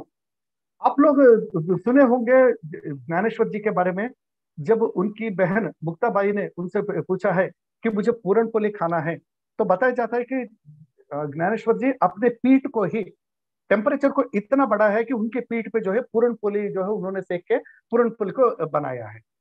ये क्या केवल एक कहानी है कि ये प्रैक्टिकली संभव है? दोस्तों, हमें ये जानना है कि चांडाली टेक्निक आज भी प्रैक्टिस किया जाता है। 1980s के पीरियड में जब स्मिथसोनियन यूनिवर्सिटी, जो अमेरिका का स्मिथसोनियन इंस्टीट्यूट ऑफ टेक्नोलॉजी, इन चीजों पे बहुत ज्यादा इंटरेस्ट लेना शुरू किया था। ये इंटरेस्ट कब से शुरू हुआ था? महेश योगी जो है वहां पे वैदिक यूनिवर्सिटी करके सेंटर को शुरू किया था। महेश योगी का प्रभाव जो है अमेरिका में बहुत बड़ा प्रभाव रहा था। तो उस पीरियड में 1980s में जब स्मिथसोनियन यूनिवर्सिटी जो है योगिक प्रैक्टिसेस के बारे में साइंटिफिक स्टडी, लैबोरेटरी स्टडी जब करना शुरू किया था, उस पीरियड में टिबेटन के जो मास्टर्स को बुलाया गया था और क्या ये अपने बॉडी के टेम्परेचर को बढ़ा या घटा सकते हैं, इसके बारे में लैबोरेटरी कंडीशंस में टेस्ट किया गया था। और ये पाया गया है कि 8 डिग्री तक, यानी 8 डिग्री टेम्परेचर तक वो अपने बॉडी में टेम्परेचर वेरिएंस वो कर सकते हैं। तो ये कैसे कर सकते हैं, या क्या ये सच में संभव है या केवल कहीं सुनी बातें हैं? इसके लिए मैं आपके सामने एक छोटा सा वीडियो पेश करना चाहता हूं। मैं इन काफी सारे वीडियोस के साथ मैं मेरा प्रेजेंटेशन को जारी रखना चाहूंगा, क्योंकि जब तक हम आंखों से नहीं देखते हैं तब तक जो है बहुत सारी बातों पे विश्वास नहीं बैठता है। इनफैक्ट मैं मोर देन 15 वीडियोस मेरे पास अभी, मैं छोटे छोटे क्लिप्स को मैं मेरे साथ लेकर आया हूँ। देखता हूँ इसमें कितने सारे वीडियोस मैं आपके साथ शेयर कर पाऊंगा। ये वीडियो शेयर करने के पीछे और एक बड़ा इंपॉर्टेंट मकसद भी मैं आपके सामने पेश करूंगा। 1837 में सबसे पहले एक ब्रिटिशर ने रिकॉर्ड किया था, डॉक्यूमेंट किया था कि इंडिया के वाराणसी में कुछ योगी जो है अपने शरीर के दिल के धड़कनों को less than 15 beats per minute कर सकते हैं। ये उन्होंने जो है डॉक्यूमेंट किया था 1837 में। तब तक जो है वो लोग मानते थे कि ये सब कहीं सुनी बातें हैं, इन पे विश्वास नहीं करनी चाहिए, ये सब जो है ऐसे ही उटपटांग बातें हैं। लेकिन जब 1837 में फर्स्ट टाइम जब डॉक्यूमेंट किया गया था वाराणसी में कि योगी इस प्रकार के इंडिया में मौजूद है जो अपने टेम्परेचर, हार्ट बीट को intentionally less than 15 beats per minute में कंट्रोल ला सकते हैं, तो जो है बहुत बड़ा इंटरेस्ट जाग गया था। इसी प्रकार late in 1880s and 1890s में तिब्बत में इस फॉन्टेनल, यानी जिसको हम ब्रह्मरंध्र कहते हैं, ब्रह्मरंध्र से शरीर को त्यागता हुआ योगी को, तिब्बतन मॉन्क्स को जब रिकॉर्ड किया गया था, मतलब डॉक्यूमेंट किया गया था, तब से इस बात को जो है लोग मानने लगे थे कि हाँ सही बात है, ये जो है केवल कहीं सुनी बातें नहीं है या सिर्फ अफवाहें नहीं है। In fact there are people who are able to leave their body through this fontanelle और the brahmarandhra with their own intention, यानी वोलिशनल तरीके से प्रयत्न पूर्वक अपने शरीर से जो है वो अपने आप अलग हो सकते हैं। तो मैं आपके सामने ये एक छोटा सा वीडियो रन करते हुए मैं इसके बारे में बताना चाहता हूँ। जैसे कि आप इस वीडियो में देख सकते हैं, ये केदारनाथ है। केदारनाथ के सामने दो योगी बैठे हुए हैं और उनके ऊपर कोई कपड़ा नहीं है और नीचे पूरा बर्फ है और ऊपर से जो है बर्फबारी हो रही है। आप अच्छी तरह इसे देख सकते हैं। आप में से जो लोग केदारनाथ ऑलरेडी गए हुए हो तो आपको अंदाजा होगा कि वहां का बॉडी टेम्परेचर कैसा रहता है। आप मई के महीने में भी अगर 2-3 स्वेटर नहीं पहनेंगे तो आपको जबरदस्त ठंड बजने लगती है, दोपहर के टाइम में भी। और रात के समय बर्फ में अगर बैठा है बिना कोई कपड़े, हम जैसे अगर कोई अनट्रेन्ड पर्सन अगर इस प्रकार के अगर जरूरत करता है तो आधे घंटे के अंदर ही अपने टेम्परेचर इतना गिर जाता है कि हमें इमीडिएटली मेडिकल इमरजेंसी में the person needs to be taken care of through some medical intervention, जिसके बगैर जो है वो इंसान शायद जिंदा भी नहीं बचता हो। तो ये इतनी आसानी से एक जगह पे बैठे हुए अपने शरीर के बॉडी मतलब बाहर के टेम्परेचर से कोई प्रभाव उनके शरीर पे ना पड़े, ये कैसे संभव हो सकता है? अगर इस विषय के बारे में हमें सोचना हो तो इसके संदर्भ में मैं आपके सामने और एक छोटा सा वीडियो रखना चाहता हूँ। देखिए, ये वीडियो भी आप लोगों ने हाल ही में देखा होगा। इंडियन तिब्बतन बॉर्डर पे जब अपना इंडिया के जो आर्मी लोग जब घूम रहे थे तो उन लोगों ने इस व्यक्ति को उन्होंने देखा था और ये व्यक्ति ऊंचे बर्फीले इलाकों में एक कुत्ते के साथ केवल लंगोट पहने हुए वो पहाड़ी इलाकों में वो घूम रहा था। तो इंडियन आर्मी पेट्रोलिंग लोग जो है जब उनके तरफ देखे थे तो वो परेशान हो गए कि भाई इस टेम्परेचर में कैसे क्या कोई जो है भले ही बिना किसी कपड़े के वो रह सकता है।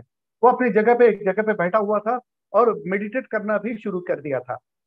तो उन लोगों को बहुत एक्साइटमेंट हुआ है, तो वो लोग जब उनके पास जाना शुरू किया था तो वो आदमी जो मॉर्निंग एबिलेशन वो जो करना शुरू किया था उसको छोड़ के वो आदमी खड़ा हुआ था, इनके सामने से वो निकला हुआ था। तो एक बात आप अंदाजा लगाइए, यहाँ ना खाने के लिए कोई व्यवस्था है इस व्यक्ति के लिए, ना कोई टेम्परेचर कंट्रोल की कोई व्यवस्था है, फिर भी इस प्रकार के इनहॉस्पिटेबल कंडीशंस में भी योगी अपने आप को बहुत कंफर्टेबली रख सकता है। ये कैसे संभव होता है? ये संभव सब होता है चांडाली टेक्निक के माध्यम से। चांडाली क्या टेक्निक है, थोड़ा मैं 2 मिनट के लिए एक्सप्लेन करने का प्रयास करता हूँ।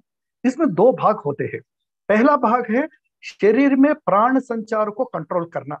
शरीर के प्राण संचार को कंट्रोल करने के विषय में मैं इस प्रेजेंटेशन के अंतिम में 2-3 बहुत रोचक बातों को भी मैं आपके सामने रखने का प्रयास करूंगा। शरीर के अंदर प्राण के संचार को कंट्रोल करना। प्राण क्या चीज है? प्राण के 2 इंपॉर्टेंट एस्पेक्ट्स है। एक फिजिकल एस्पेक्ट है जिसे कहते हैं हम जो सांस में हम जो फेफड़ों में जो भरते हैं वो उसका फिजिकल एस्पेक्ट होता है, लेकिन केवल वो फिजिकल एस्पेक्ट ही प्राण नहीं है, उसके साथ साथ एक सटल एस्पेक्ट है, एक सूक्ष्म भाग है जो एक्चुअली प्राण कहलाता है। यानी ये फिजिकल एस्पेक्ट के साथ साथ घूमता रहता है, लेकिन वो सटल एस्पेक्ट के कारण से ही हम जो है जीवंत रहते हैं, हम जो है चैतन्य को महसूस करते हैं अपने शरीर के अंदर। तो इसे प्राण के संचार को कंट्रोल करना पहला भाग जो है टुम्बो का। दूसरा एक बड़ा इंपॉर्टेंट एस्पेक्ट है जिसको कहते हैं विजुअलाइजेशन। यानी आपको शरीर के विभिन्न अवयवों में आपके प्राण का जो है संचार को जो है कंट्रोल करते रहना है। और साथों साथ देखिए ये आदमी के शरीर में लंगोटी के अलावा दूसरा कोई चीज है ही नहीं, तो फिर भी वो इस ऑलमोस्ट -30 -40 टेम्परेचर में बहुत कंफर्टेबली रह पाते हैं। क्यों? अगर आप शरीर के अंदर प्राण के संचार को अगर कंट्रोल करते हैं, पॉइंट नंबर 1। Second, visualisation. आप मन में ऐसा विजुअलाइज करते हैं कि आपकी रीढ़ की हड्डी के एकदम निचले के स्तर से लेके आपके ब्रह्मरंध्र के बीच में रोज अगर आप प्रैक्टिस करते हैं कि एक छोटा सा दिया नीचे से होके ऊपर तक जा रहा है और फिर ऊपर से होके नीचे तक जा रहा है, इसे 108 बार जो है प्रैक्टिस करने के लिए बताया जाता है। और आमतौर पे इसको जो है ओम भूर्भुवः स्वः गायत्री मंत्र जो होता है उसके साथ वो प्रैक्टिस करते हैं, जिसमें 2 टेक्निक्स है। 54 टाइम्स में ऊपर तक ले जाना और 54 टाइम्स में जो है फिर नीचे तक उसे लेके आना विजुअलाइजेशन के साथ। यानी आपको विजुअलाइज करना है कि एक छोटा सा दिया जो है आपके शरीर में रीढ़ के हड्डी के माध्यम से ऊपर ऊपर ऊपर जैसे जैसे आप ओम भूर्भुवः स्वः करते जाएंगे 54 तक आप पिनाकिल तक चले जाएंगे, ब्रह्मरंध्र तक चले जाएंगे, फिर बाद में एक एक स्टेप से जो है आपको नीचे लाना है। जिन लोगों को पता चल जाता है कि भाई उनकी जो है ज्यादा कोई अभी जीवन नहीं बचा है, 1-2 साल के अंदर ही जब उनको अगर शरीर को त्यागना है, तो वो लोग एक टेक्निक को प्रैक्टिस करते हैं जिसका नाम है संक्रांति। संक्रांति में भी बेसिकली टुम्बो वाला ही टेक्निक का एक एक्सटेंशन है। उसमें वो 54 टाइम्स के बदले 108 बार का प्रैक्टिस करते हैं, ताकि ऐसा बताया जाता है कि संक्रांति को अगर कोई भी व्यक्ति सीरियसली 6 महीने भी अगर प्रैक्टिस किया है तो अपने शरीर से जो है ब्रह्मरंध्र के माध्यम से प्राणोत्क्रमण किया जा सकता है। ये संभव है, ऐसा बताया गया है। तो टुम्बो के टेक्निक के कारण से जो आपने ये जो इससे पहले के जो 2 वीडियो देखा है और ये जो वीडियो अभी आप देख रहे हैं, ये मणि महेश करके एक जगह है। आप देख सकते हैं कि यहाँ पे जो है पूरी पहाड़ी इलाका है और पानी पूरा का पूरा जो है बर्फ के रूप में जम गया है। बर्फ जमने के बावजूद भी व्यक्ति उस बर्फ को खोद के उसके नीचे से पानी को वो निकालते हैं और वो पानी से वो नहलाते हैं। आपको ये बात अच्छी तरह आपको भी मालूम होगा कि बर्फ पे रहना एक बात है और बर्फीले पानी से नहाना दूसरी बात है। बर्फीले पानी से नहाना ज्यादा कठिन होता है बर्फ के ऊपर खड़े होने से भी। लेकिन ये कैसे क्या ये संभव है? और ये केवल अकेले में रहते हैं। ये किसी बात करने के लिए कोई सुविधा है, ना कोई खाना वाना कोई बना के उपलब्ध करने के लिए उनके सामने कोई सुपरमार्केट मौजूद है। कुछ भी मौजूद ना होने के बावजूद भी वो आप में बहुत खुशी के साथ रम सकते हैं और बाहर के टेम्परेचर के परिस्थितियों से वो बिल्कुल है अलिप्त रहते हैं, मतलब उनको कोई परेशानी नहीं होती है। ऐसा नहीं कि वो जो है पहाड़ों में बैठे और इसलिए वो नहाते नहीं धोते नहीं, ये गलतफहमी है। बुद्धिस्ट फिलोसफी में जैसे पर्टिकुलरली टिबेटन बुद्धिज्म को जो अपनाते हैं, उन लोगों को जो है नहाना बहुत ज्यादा आवश्यक नहीं माना गया है। लेकिन हिंदू मॉन्क्स जितने भी होते हैं इन पहाड़ों में, वो हर का नित्य विधि के माध्यम से हर दिन उस बर्फीले पानी से नहाते हैं। यानी आप ऐसा नहीं कर सकते कि बाहर का मौसम इतना खराब है तो इसके कारण से मैं नहीं नहाऊंगा, मैं एक जगह पे बैठा रहूंगा और ध्यान करता रहूंगा। नहीं, जैसा ही सूर्योदय होता है तो आपका नित्य कर्म के अंतर्भाग में आपको नहाना ही पड़ेगा, चाहे वो बर्फीला पानी पानी क्यों ना हो। तो इस वीडियो में भी आप देख सकते हैं किस प्रकार ये व्यक्ति ठंडे पानी से को अपने सर के ऊपर, मतलब बर्फ को हटाया है, बर्फ के नीचे जमा हुआ जो पानी है उस पानी से जो है वो नहा रहे हैं और वो मंत्र का जाप उच्चार भी कर रहे हैं। क्योंकि स्नान करना और स्नान विधि दोनों में काफी बड़ा अंतर होता है। केवल पानी शरीर के ऊपर डालना जो है वो कोई स्नान विधि नहीं होती है। उसके लिए जो है आप मार्जन मंत्र जैसे आपोहिष्टामयो भुवा जैसे मार्जन मंत्र के साथ आप खुद को पवित्र कर लेते हैं। तो ये भी इन्होंने कैसे कर पाया है? Again the point is simple, all these are possible if you are able to control your body temperature.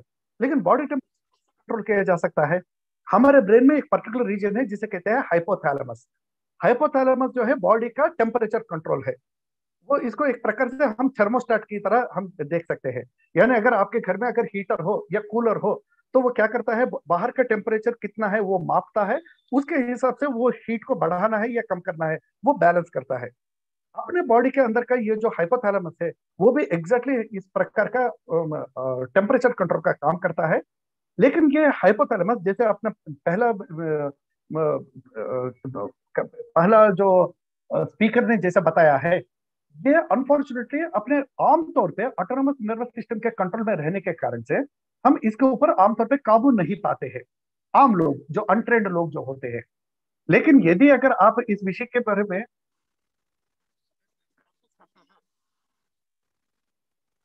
तो देखिए, मैं यहाँ पे एक छोटा सा मैं आपके सामने ये रखना चाहता हूँ कि ये और एक साधु है जो ठंडे पानी को, उनको जो है पीने के लिए पानी भी उपलब्ध नहीं होता है।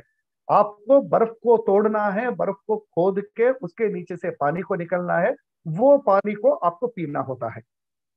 और वो किस प्रकार के इलाका में बैठ के वो ध्यान वगैरह करते हैं, देखिए इस प्रकार के आप एक बार, मैं ये सभी बातें इसलिए मैं आपके सामने रखने का प्रयास कर रहा हूँ ताकि हमें उत्सुकता जाग जाए कि केवल दो चार आसन करके, दो चार प्राणायाम करके और मन को प्रसन्नता महसूस होने लगी है और फिजिकली हमें कोई जो है कोई बीमारी नहीं है, तो उससे हम बहुत ज्यादा संतुष्ट हो जाते हैं और हम कहते हैं कि बस योग, मैं रोज योग प्रैक्टिस कर रहा हूँ। हम योग प्रैक्टिस नहीं कर रहे हैं, योग की पूर्व तैयारी मात्र ही कर रहे हैं। योग यानी क्या है? ये बॉडी टेम्परेचर भी योग नहीं है, ये बॉडी टेम्परेचर भी पूर्व तैयारी है। लेकिन ये पूर्व तैयारी के बगैर आप ध्यान में स्थित नहीं हो सकते हैं। ध्यान में स्थित होके आपको अगर घंटों भर बैठना है, घंटों भर क्यों बैठना है? अगर आपका मन जो है अंदर रमना शुरू करता है तो आप ध्यान से बाहर नहीं उठना पसंद करेंगे। जब तक मन रमता नहीं है तब तक ही हम जो है ध्यान से बाहर निकलने के लिए मन बनाते रहते हैं। अरे चलो आज 1 घंटा ध्यान हो गया, चलो अभी हम उठते हैं। लेकिन सच में जिस दिन आपका मन जो है आपके अंदर ही रमना शुरू कर देता है, आपको बाहर निकलने की इच्छा ही नहीं होती। फिर उस समय आपको महसूस होने लगता है कि अरे काश मैं 3 घंटा नहीं, अगर 10 घंटा मैं बैठ पाऊं, काश 10 घंटा ही नहीं। ये टुमो का प्रैक्टिस है। ये प्रैक्टिस भी मैं आपके सामने रखना चाहता हूँ और मैं एक्सप्लेन करता रहूंगा। जब हमें ये मन जैसा अगर स्थिर होने लगता है तो आपको 2.5 घंटा बैठ के भी आपको मन जो है संतुष्ट नहीं होता है। आपको लगता है कि मैं दिन भर मैं ऐसा ही बैठा रहूं। फिर बाद में आपको समझ में आता है कि मृत्यु एक बहुत बड़ी चुनौती है, क्योंकि जो कुछ भी साधना आप कर रहे हो वो फिर दोबारा 9 महीना बाल्यावस्था से गुजरोगे, फिर बाद में कभी तो भी फिर ये जो है प्रैक्टिस करोगे। यानी there is an intermission of at least couple of years which a serious practitioner would not like. और इसी प्रकार और एक इंटरेस्टिंग एस्पेक्ट, क्योंकि हम कोरोना के काल में रहते हैं ये ऑटोनोमस नर्वस सिस्टम के माध्यम से ही अपना बॉडी का इम्यून सिस्टम भी चलता है। यानी आपका व्याधि प्रतिरोधक शक्ति जो आपके शरीर के अंदर है, ये ऑटोनोमस नर्वस सिस्टम के कंट्रोल में है। पर्टिकुलरली जैसे अपने फर्स्ट स्पीकर ने एकदम सही बताया है, हमारे शरीर में ऑटोनोमस नर्वस सिस्टम के दो भाग है, sympathetic nervous system and parasympathetic nervous system. Sympathetic nervous system is completely out of our control. Parasympathetic nervous system to some extent is under our control, to some extent is not under our control. जैसे for example हम पल के झपक रहे हैं, ये पल के झपकना involuntary है, लेकिन अगर आप ध्यान रखोगे तो वो वॉलंटरी हो सकता है। इसी प्रकार आपका दिल का धड़कन, प्रैक्टिस करोगे तो आप दिल के धड़कन को भी आप आपके कंट्रोल में ला सकते हो। सांस लेना, ये पैरासिम्पैथेटिक नर्वस सिस्टम है। प्रैक्टिस करोगे तो सांस के माध्यम से आप कंप्लीटली सिंपैथेटिक नर्वस सिस्टम में भी हम प्रवेश कर सकते हैं। यह मैं आपका ध्यान थोड़ा एक छोटे से विषय पे आकर्षित करना चाहता हूं। अग्निसार और नवली करके जो क्रियाएं होती है, ये दो क्रियाओं के माध्यम से, जैसे यहाँ पे आप देख सकते हैं कि आपके पेट के जो मसल्स होते हैं, वो मसल्स को रिगोरसली मूव किया जाता है, क्योंकि बताया जाता है कि आपके पेट में वैश्वानरा नाम के एक अग्नि मौजूद है। इस अग्नि को अगर आप प्रज्वलित करते हो तो वो अग्नि किसी भी टेम्परेचर में, यानी आप अगर 50 डिग्री टेम्परेचर के सऊदी अरेबिया के अगर डेजर्ट में भी आप रहोगे तो भी आपके बॉडी टेम्परेचर को कोई फर्क नहीं पड़ता। अगर वो अंदर की अग्नि अगर प्रज्वलित हो जाती है तो बर्फीले इलाके में भी जाओगे तो भी आपको जो है किसी प्रकार का फर्क नहीं पड़ता। ये जो वीडियो आप जो देख रहे हो, ये स्मिथसोनियन इंस्टीट्यूट में जो है इसका टेस्ट किया गया था इन लोगों के ऊपर कि कैसे जो है बॉडी टेम्परेचर को ये लोग कंट्रोल कर सकते हैं। तो टुमो में ये एक प्रैक्टिस है जिसमें ठंडे पानी में, बर्फीले पानी में कपड़े को भिगोया जाता है, और कपड़े को भिगोने के बाद जो है वो अपने शरीर के थ्रू, शरीर के अराउंड वो ओढ़ लेते हैं, और 15 या 20 मिनट के अंदर ही स्ट्रॉन्ग विजुअलाइजेशन के माध्यम से वो अपने शरीर के ऊपर जो लपेटा हुआ जो कपड़ा है, उस कपड़े से जो है भाप निकलने लगता है। You can practically virtually see कि vapours would start coming out of that wet cloth. ये आप देख सकते हैं। अभी मैं आपको और एक इंटरेस्टिंग एक टेक्निक के बारे में डिस्कस करना चाहता हूं, क्योंकि समय की सीमा है। तो दूसरा जो है जिसे कहते हैं कुंडलिनी योगा। अनफॉर्चुनेटली हम जो कुंडली योगा करके जिस कुंडली योगा को अब लोगों के सामने दिखाते हैं, वो कुंडली योगा में हम जो है आमतौर पे रीढ़ के हड्डी पे विजुअलाइज करते हुए, ध्यान करते हुए, प्राणायाम के माध्यम से आप अपने शरीर के ऊपर और नीचे ला जाने का प्रयास करने के लिए बताया जाता है। लेकिन कुंडली योगा के एक बहुत इंपॉर्टेंट बाई प्रोडक्ट है, और वो बाई प्रोडक्ट यह है कि कुंडली योग प्रैक्टिस करने के कारण से आप भूख और प्यास पे काबू पा सकते हो। यानी आपको जरूरी कि आप ध्यान से उठ के जाके कुछ खा के आओगे, खाना खाने के बाद ही आप जो है फिर दोबारा ध्यान में बैठोगे। इस प्रकार आपके ध्यान में इंटरप्शन नहीं होता है, इंटरप्शन की कोई जरूरत नहीं पड़ती है अगर कुंडली योगा की अगर साधना अगर ठीक ठाक अगर आप करते हैं। दूसरा कुंडली योगा के और एक बहुत महत्वपूर्ण फायदा ये भी है कि इसके कारण से आपका जीवन को जो है, जो आमतौर पे कोई भी व्यक्ति 80, 90, 100 साल जो जी सकता है, वो अपने जीवन को सैकड़ों साल बढ़ा सकता है, ऐसा भी बताया गया है। आपको ये वीडियोस देख के आपको लगता होगा कि अरे ये सब जो है अपने वीडियोस नहीं है, ये सब तिब्बत का या उधर के वीडियोस है, अपने नहीं है।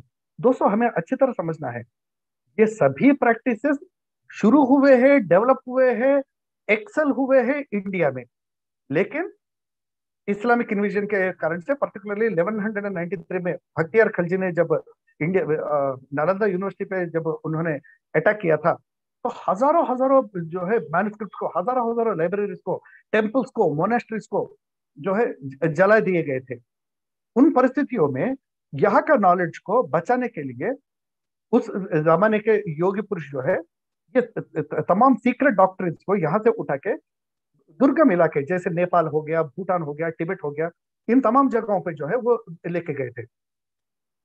ये जो ट्रुलखोर करके ये जो टेक्निक है, ये प्राण के संचार को कंप्लीटली कंट्रोल करने के लिए की क्षमता जो है योगी को देता है। यानी आपके शरीर में कहाँ कहाँ आपका रक्त है, हर एक पार्ट में रक्त प्रसरण का आप अनुभव कर सकते हैं। अगर मैं आपसे कहूं कि क्या आपके आंतड़ों में रक्त अभी का प्रसरण हो रहा है, क्या आप उसे अनुभव कर सकते हैं? तो मुझे लगता है कि हम में से किसी को भी जो है शायद जो है उसका अनुभव नहीं होता है। हम इन्फर करते हैं कि हमारे शरीर के अंदर जो है रक्त प्रसरण हो रहा है, लेकिन हम उसका अनुभव नहीं कर सकते हैं। क्या आपके अंगूठे में रक्त प्रसरण हो रहा है, आप उससे अनुभव कर सकते हैं? नहीं कर सकते हैं। लेकिन ये ट्रुलखोर या कुंडली योगा के माध्यम से आप आपके शरीर के हर एक मांसपेशी को इतना फाइन ट्यून करते हैं कि आपका रक्त संचार और रक्त संचार के माध्यम से चलने वाला प्राणवायु और प्राणवायु सटल रूप, सूक्ष्म रूप, जो प्राण जिसे कहते हैं, वो प्राण का अनुभव आपके पूरे शरीर में आप अनुभव कर सकते हैं, जिसके कारण से आप भूख और प्यास के ऊपर काबू पा सकते हैं, ऐसा बताया जाता है। तो ये ट्रुलखोर प्रैक्टिस आज भी बहुत सारे जगह पे किया जाता है। इंडिया में भी एग्जाम्पल देहरादून में मैंने खुद देखा है कि इस प्रकार के प्रैक्टिस आज भी हर रोज 2 से 3 घंटा प्रैक्टिस करने वाले जो है साधक मैंने देखा है, ये ट्रुलखोर प्रैक्टिस करने वाले। और इसी प्रकार के वेस्ट बंगाल के दार्जिलिंग में भी कुछ मोनेस्ट्रीज आज भी मौजूद है जहाँ पे तमाम प्रकार के प्रैक्टिस, जैसे टुमो प्रैक्टिस है, ये सब जो है प्रैक्टिस किए जाते हैं। Now, I would like to lead you directly to another interesting aspect. इन व्यक्ति को, इन महापुरुष को जो है शायद आप में से कुछ लोग जानते होंगे, जिनका नाम है प्रहलाद जानी। इनको माता जी के नाम से जाना जाता था। ये हाल ही में पिछले साल मई 26 तारीख को जो है वो अपने शरीर को त्याग दिए हैं। ये महान आत्मा 91 ईयर्स इस धरती पे रहे हैं और 80 साल, 91 ईयर्स में से 80 साल वो बिल्कुल एक निवाला तक खाया नहीं है और एक बूंद तक पानी पिया नहीं है। इस विषय की पुष्टि जो है स्टर्लिंग हॉस्पिटल्स करके अहमदाबाद में, गुजरात के अहमदाबाद में, मिनिस्ट्री ऑफ डिफेंस के DRDO के साइंटिस्ट के प्रेजेंस में टेस्ट भी किया गया था कि क्या यह आदमी जो है एक ढोंगी है या सच में यह आदमी बिना कुछ खाए, बिना कुछ पिए और इसके कारण से ये मलमूत्र का विसर्जन तक नहीं करता है। इस प्रकार 80 साल अब बिना खाए, बिना पिए, बिना मलमूत्र विसर्जन किए ये व्यक्ति रहे थे। इनका नाम था प्रहलाद जानी। वो खुद को जो है माता जी ऐसा वो कहते थे। वो बताते कि यहाँ पे ये तालु में, ये जो रीजन होता है तालु, इस तालु में उनका एक छोटा सा छेद है जिससे अनवरत एक छोटा सा जो है बूंद टपकते रहता है, मधु का जो है टपकना होता है, जिसके सेवन करने के कारण से उनको कभी ना भूख लगती है ना कभी प्यास लगता है। और उनका ये भी कहना है कि मैं 200 किलोमीटर भी बिना थके, बिना ब्रेक लिए मैं चल सकता हूँ। उन्होंने कई बार जो है ये करके भी दिखाया था।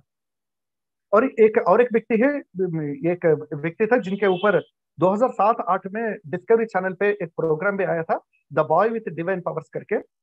ये व्यक्ति भी महीनों भर, वहां के लोगों ने देखा है कि महीनों भर जो है एक ही जगह पे बैठा रहता है, इतना भी हिलता नहीं है, डुलता नहीं है, कुछ पानी नहीं पीता है, खड़ा भी नहीं होता, हाथ पैर ठीक करने के लिए भी वो कोई प्रयास नहीं करता है। और very cold temperature, -3, -4 degree temperature के समय में भी उनके माथे से पसीना टपकता हुआ देखा गया था। तो इसके विषय में इंटरेस्ट लेके डिस्कवरी चैनल ने जो है एक प्रोग्राम भी किया था। एक छोटा सा ये वीडियो मैं आपके सामने पेश करना चाहता हूँ ताकि हमें थोड़ा ये इंटरेस्ट जाग जाए कि आखिरकार ये क्या है।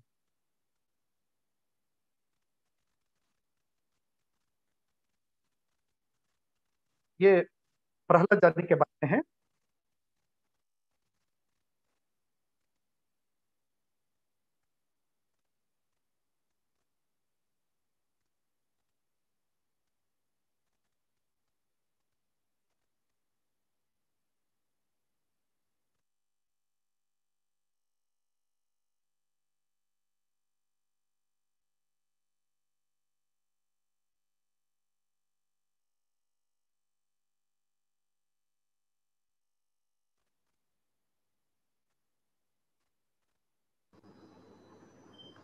Sir, please can you start the volume for this video? Do you want me to increase the volume?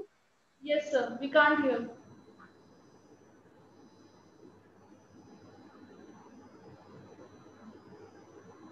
So it is still mute. Is it not audible? No, sir. Oh, I thought if I play, it would be audible. Well, what they are trying to tell is that ये सुधीर शाह करके एक doctor है जो Sterling hospital Ahmedabad में स्थित है। तो ये लोगों ने जो है 15 दिन इस व्यक्ति को हॉस्पिटल में निगरानी में रखा है, and they have ensured that कोई भी मतलब इसमें कोई मतलब मिसचिफ की कोई गुंजाइश ना हो।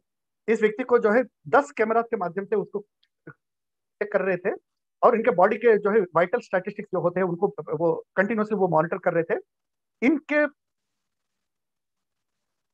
इनके शरीर में यूरिन का निर्माण तो होता हुआ पाया गया है, लेकिन वो यूरिन अपने आप उनके शरीर में एब्जॉर्ब भी हो जाता है। उनको पानी जो दिया गया था नहाने के लिए, कितना पानी दिया गया उसको मेजर करते थे, और उन्होंने नहाने के बाद कितना पानी रहना चाहिए वो भी वो मेजर करते थे। वो एक बूंद भी पानी ना पिए, एक निवाला भी ना खाए, उसकी निगरानी पूरी तरह 15 दिन उन लोगों ने किया था। इसमें मिनिस्ट्री ऑफ डिफेंस के defence research and development organisation DRDO Hyderabad, उसके साइंटिस्ट भी मौजूद थे। और ये कुछ खाता नहीं पीता नहीं, ये आखिरकार साबित हो गया था। इसे डिस्कवरी चैनल ने 2008 में टेलीकास्ट भी किया था, the boy with divine powers करके एक वीडियो में। इसी प्रकार यहाँ पे भी एक लड़का है जिसमें आप देख सकते हैं, इसका नाम था राम बहादुर बमजन। ये व्यक्ति भी एक जगह पे ऐसा बैठा हुआ रहता था और महीनों भर अपने पोजीशन से बिल्कुल हिलता डुलता नहीं था। तो क्या ये लोग बिना खाए बिना पिए कैसे क्या ये जिंदा रह सकते हैं, इसके बारे में स्टडी किया गया था। वंस अगेन ये सब बात घूम फिर के बात वहीं पर आके रुकी है कि ये जो चांडाली करके जो यौगिक प्रक्रिया है, ये यौगिक प्रक्रिया इतना असरदार है, चांडाली और साथ ही साथ कुंडली योगा। कुंडलिनी योगा के कारण से जो है आप और भूख और प्यास के ऊपर काबू पा सकते हैं, और चांडाली के कारण से बाहर के टेम्परेचर्स में कितना भी वेरिएशन क्यों ना हो तो भी उसका असर आपके ऊपर कुछ ना पड़े, ये आप जो है आप संभव करके दिखा सकते हैं। In fact this is bit long video, तो हाँ वेल मैं थोड़ा ब्रेक करके नेक्स्ट वीडियो में जाता हूँ, क्योंकि अभी ऑलरेडी 1:20 हो गया है। ये सुधीर शाह का जो है दावा जो है एक बार देखिएगा। तो ये लोगों ने इनके ऊपर टेस्ट किया था प्रहलाद जानी के ऊपर, और VM शाह करके डॉक्टर मेडिकल डायरेक्टर वहां के अहमदाबाद के मेडिकल एसोसिएशन के प्रेसिडेंट थे, IMA के प्रेसिडेंट थे, और उर्मन ध्रुव स्टडी प्रोटोकॉल डायरेक्टर, ये तीनों लोगों ने जो है वो खुद अपने आप को जो है एथिस्ट कहते हैं कि हम जो है इन चीजों पे विश्वास नहीं करते हैं, लेकिन हमें आखिरकार मजबूरन ये तमाम रिसर्च करने के बाद ये मानना ही पड़ा है कि आदमी कुछ खाता ही नहीं है, सिर्फ 1 महीना के लिए 10 दिन के लिए नहीं है। वैसे आप सभी को मालूम होगा 4 दिन से ज्यादा हम जो है बिना पानी पिए जिंदा नहीं रह सकते हैं। खाना बगैर खाए आप 30-40 दिन तक भी शायद जिंदा रह सकते हैं, लेकिन बगैर पानी के 4 दिन से ज्यादा कोई नहीं रह सकता है। तो ये दावा कर रहे हैं कि हम हर प्रकार के हम तमाम कोशिश की है कि इसमें कोई जो है कोई घोटाला ना हो, या कोई जो है फाउल प्ले ना हो, कोई मिसचिफ ना हो। हर प्रकार के कोशिश करने के बाद इवन हम जो है कैमरामैन को बदल डाला है, साइमल्टेनियसली 2-3 जगह से हमने रिकॉर्ड किया है। ये तब करने के बाद भी आखिरकार इनका दावा ऐसा है कि इनके शरीर में बहुत मिस्टीरियस तरीके से भूख होती ही नहीं, और उनके शरीर में जो भी पानी के कारण से व्हाट यू कॉल यूरिन जो निर्माण होता है, पेशाब जो निर्माण होता है, वो थोड़े समय के लिए रहता है, 40 मिनट के अंदर वंस अगेन उसका शरीर उसको एब्जॉर्ब कर देता है। हाँ, ये उनके ब्लैडर में फॉर्मेशन ऑफ यूरिन के बारे में बता रहे हैं, और वो अपने आप उनके शरीर में वापस एब्जॉर्ब हो जाता है। अंतिम में मैं एक बड़ी इंटरेस्टिंग, ये वीडियो शायद आप लोगों ने देखा ही होगा। 1 महीने पहले थाईलैंड में अभी एक व्यक्ति जिस पर्टिकुलर टेक्निक को जो है संक्रांति कहते हैं, यानी इच्छा मरण। आप पहले ही बताते हैं कि मैं इस समय मैं शरीर को त्याग रहा हूं, आपको अच्छी तरह मालूम है कि आपको शरीर त्यागना है, और एकदम एक साधारण जैसे खाना खाने के लिए जैसे आप तैयारी करते हो, बिना मतलब कोई बहुत ज्यादा शोर शराबा के, इसी प्रकार आप ये वीडियो में देख सकते हैं कि हाल ही में ये एक संत थे, एक योगी थे थाईलैंड में, अपने शिष्यों के सामने आए थे। उन्होंने बताया कि ये प्रोसेस, इस मूवमेंट में मैं अपने शरीर को त्याग रहा हूं। आप जानते होंगे कि मुंगेर के निरंजनानंद सरस्वती भी अपने शरीर को अपने शिष्यों के सामने ही त्यागा था, और उनके फॉन्टेनल से खून का भी जो है मतलब उत्सर्जन हुआ था। यहाँ तक भी देखा गया है कि इस प्रकार के साधु जब अपने शरीर को त्यागते हैं, ये फॉन्टेनेल का ये बोन कुछ कुछ केसेस में उठ के करीबन 6-7 फीट दूरी के ऊपर तक उछल कर ऐसे टूटा हुआ हड्डी का टुकड़ा पड़ा हुआ जो है देखा गया है। मतलब दिस आर ऑल रियलिटीज। अभी आप देख सकते हैं कि ये एक व्यक्ति जो एक बहुत बड़े योगी थे, अपने शिष्यों को बता चुके हैं कि मैं अभी शरीर को त्याग रहा हूं। आप देख ही रहे हो, ये वीडियो रिकॉर्डिंग चालू है विदाउट एनी एडिट। 3 मिनट के अंदर ही सभी लोगों के समक्ष में आप देखते रहिएगा, he is focusing his attention, और वो अपने शरीर को उन्होंने त्यागा है। It was only a matter of 3 और 3.5 मिनट। 3-3.5 मिनट के अंदर लोगों को बता के अपने शरीर को ये संत ने त्यागा है। आज भी 21वीं सदी में जब हम यहाँ पे बैठ के जब हम बात कर रहे हैं कि योग बहुत महत्वपूर्ण है, योग के कारण से जो है कोरोना से भी निपटने हमें ताकत दी है, हम बहुत, मुझे सिर्फ इतना ही कहना है कि हमें उसके अदर एस्पेक्ट्स के बारे में भी लोगों तक पहुंचाना है, जो एक्चुअली उसका परम उद्देश्य है। परम उद्देश्य क्या है? हमें जीना ठीक से नहीं आता है। यहाँ पे कुछ ऐसे लोग हैं, कुछ ऐसे योगी हैं जो अपने मरण को भी, अपने मृत्यु को भी काबू में रखते हैं। यानी हमको कैसे जीना है, कल के दिन मेरा कैसे बीतेगा, इसके ऊपर मेरा कोई कंट्रोल नहीं है, और मैं कैसे मरूंगा, किस प्रकार मरूंगा, कब मरूंगा, इसको भी कंट्रोल करना जो है ये इल्म सिखाता है योग। तो इनफैक्ट योग इज ए होलिस्टिक फिलॉसफी। ये केवल मृत्यु तक सीमित नहीं है, मृत्यु उपरांत भी आपके साथ आने वाला चीज है, और मृत्यु को कैसे एक रॉयल तरीके से, एक ग्रैंड तरीके से आप उसको सेलिब्रेट कर सकते हो। आप सभी लोग जानते होंगे, योगी का जन्म को कोई जो है सेलिब्रेट नहीं करते हैं। योगी इस धरती से वो जब वो निष्क्रमण करते हैं, उसकी वर्धंती जिसे कहते हैं, उसको सेलिब्रेट किया जाता है। योगी का जयंती को सेलिब्रेट नहीं करते, यानी उनका जो है जिस दिन वो पैदा हुए हैं उनका जन्मदिन कोई सेलिब्रेट नहीं करते हैं। उसके पीछे का कारण यह है कि जन्मदिन का मतलब क्या है, वो इसमें, इस संसार में वो आ गए हैं, यानी पिछले जन्म का प्रैक्टिस उनका सफिशिएंट नहीं रहा है, तो इसलिए वो संसार में उनको आना, मजबूरन आना ही पड़ा है। लेकिन यहां से जब वो जा रहे हैं, वो निष्क्रमण इतना ग्रैंड होता है कि वो अपने कंप्लीट कंट्रोल के साथ अपने शरीर को त्यागते हैं, क्योंकि वो अपने कंट्रोल में त्याग है, उनका जो परामन नहीं होता है, तो इसलिए उन पद्धति को वो जो है बहुत सेलिब्रेट करते हैं। तो अभी no it is just 3 minutes and now you can see, उनके अभी हाथों को अगर आप ध्यान से देखेंगे तो now it is probably another 10 seconds और सो, उनके दोनों हाथ अलग हो जाएंगे। एंड ये सब होने के लिए कितना समय लग रहा है? हार्डली मैटर ऑफ 3 और 4 मिनट्स। 3 मिनट पहले ये आदमी, या देखिए हाथ नीचे गिर गया है, 3 मिनट पहले ये अपने कमरे में चलते हुए आए हैं, शिष्यों को बोला है कि मैं अभी शरीर को त्याग रहा हूं, और अपने शरीर को उन्होंने त्यागा है। 30 सेकंड के लिए और इंतजार करते हैं, क्योंकि सिद्धांत ऐसा बताया कि प्राणोत्क्रमण जो है 1 सेकंड में नहीं होता, इट्स ए ट्रांसिशन, वो कुछ समय के लिए होता है, केवल योगी ही उसको जो है एक्सपीडाइट कर सकता है। बस हो गया है, का पार्थिव शरीर को हटाया जा रहा है।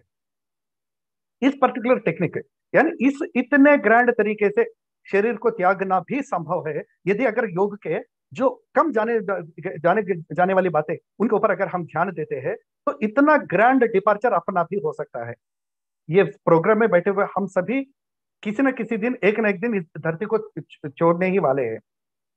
किस ट्रेनिंग के साथ हम इस धरती को छोड़ने वाले हैं, या किस टेंशन के साथ, अरे बाप रे मेरा मरने का समय आ गया है, मेरे बीवी बच्चों को बुलाओ, इसको सामने पास में लाओ, इसको लाओ, मेरे पैसा, मेरा घर, मेरा ये वो, ऐसा डरते डरते, रोते रोते हम इस धरती को त्यागेंगे, या एकदम कंपोज्ड स्टेट ऑफ माइंड में, ट्रैंक्विल स्टेट ऑफ माइंड में अपने शरीर को त्याग पाएंगे? ये दोनों पॉसिबिलिटीज अपने हाथ में ही है। यदि अगर योग के अंदरूनी बातों के ऊपर अगर हम ज्यादा ध्यान देंगे, तो शायद अपना भी ये जो है उत्क्रमण या निष्क्रमण यहाँ से उतना ही ग्रैंड हो सकता है।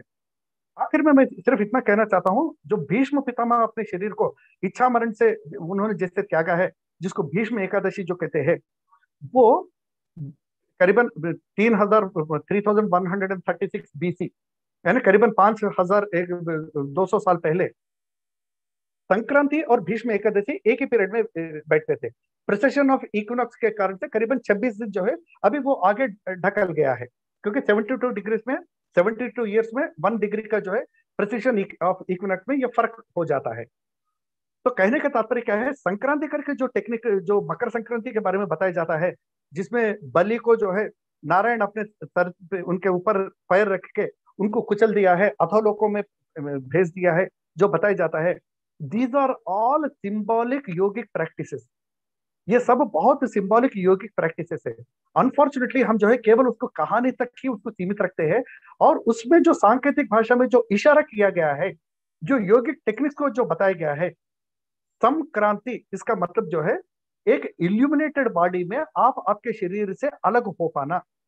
और ये कैसा होता है, मकर संक्रमण और कर्क संक्रमण करके 2 प्रकार के संक्रमण होते हैं। कर्क संक्रमण से जो है अपना दक्षिणायन शुरू होता है, मकर संक्रमण से 6 महीना जो है आपका जो है उत्तरायण होता है। भगवद गीता में हम पढ़ते हैं कि उत्तरायण पुण्य काल में जो योगी शरीर को त्यागता है वो वापस नहीं आता है। तो आमतौर पे हमें लगता है कि यानी जनवरी 14 से लेकर 14 जुलाई के बीच में इंसान जो मरता है वो शायद वापस नहीं आता, और 14 जुलाई के बाद जो मर जाता है वो शायद फिर दोबारा जो है जन्म लेता है। लेकिन कई बार जो है बड़े बड़े महापुरुष, जो बड़े बड़े विख्यात जो संत है, वो तो दक्षिणायन में शरीर को त्याग चुके हैं, जैसे चंद्रशेखर सरस्वती, कंचकामकोटि पीठ के रमण महर्षि इत्यादि। तो हमें जो है हम अचरज में पड़ जाते हैं कि क्या ये कैसे क्या संभव है। भगवद गीता में बताया जाता है कि दक्षिणायन में शरीर को त्यागा है, दोबारा जन्म लेता है, पितृयान में जाता है, वापस आता है, और जो उत्तरायण में शरीर को त्यागता है वो जो है दोबारा जन्म नहीं लेता। और बहुत सारे जो है डाकू डकैती करने वाले लोग भी जो है उत्तरायण में शरीर को त्यागे हुए हम जानते हैं। तो क्या ये लोग वापस नहीं आएंगे, संसार में नहीं आएंगे? उत्तरायण दक्षिणायन, ये वाले उत्तरायण दक्षिणायन नहीं, यानी ऑब्जेक्टिव तरीके से हम जो देख रहे हैं वो उत्तरायण नहीं है।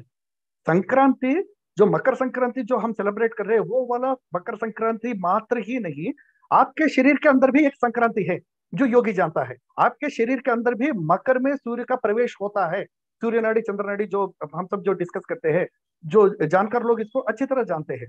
तो वो सिंबॉलिक भाषा को हम जो है नजरअंदाज करके, योग को बहुत हमने डाइल्यूट करके, या तो उसको कहानी तक सीमित रखा है, या हम उसको जो है केवल मन को और शरीर को प्रसन्नता, शांति और सुदृढ़ता देने वाली एक प्रकार की प्रक्रिया तक हमें जो है हमने इसको सीमित किया है। तो मेरा इस प्रेजेंटेशन का मकसद ये है, हाँ, मैं एक छोटा सा सवाल आप लोगों से मैं पूछना चाहता हूँ। जो लोग इस प्रेजेंटेशन को देख रहे हैं, क्या आप ये बता सकते हैं कि क्यों ये जो है यहाँ पे आप जो मम्मीज को देख रहे हैं, जो जिनका शरीर को जिन योगी लोगों ने त्यागा है, उनके बॉडी से कोई अगर मरता है तो लेटा हुआ मरेगा, कोई अगर मरता है तो वो एक कंफर्टेबल पोस्चर में मरेगा। भाई ये क्या है कि यहाँ पे ये 2 लोग हैं, और ये 2 लोग भी जो है बहुत जाने माने संत योगी थे उनके जमाने में, 13th and 14th सेंचुरी के। इनका आज भी उनका ये जो कलेबर है, यानी ये जो फिजिकल बॉडी है, अभी भी आपके वर्टिकल भूटान के जो है थिम्पू के पास, मुझे उसका नाम याद नहीं आ रहा, 70 किलोमीटर दूरी पे है, थिम्पू कैपिटल है, उसके 70 किलोमीटर की दूरी पे ये मम्मी मौजूद है। तो ये क्या है कि ये लोग जो है इस प्रकार के एक वेरी अनयूजुअल बॉडी पोस्चर में अपने शरीर को त्यागा है।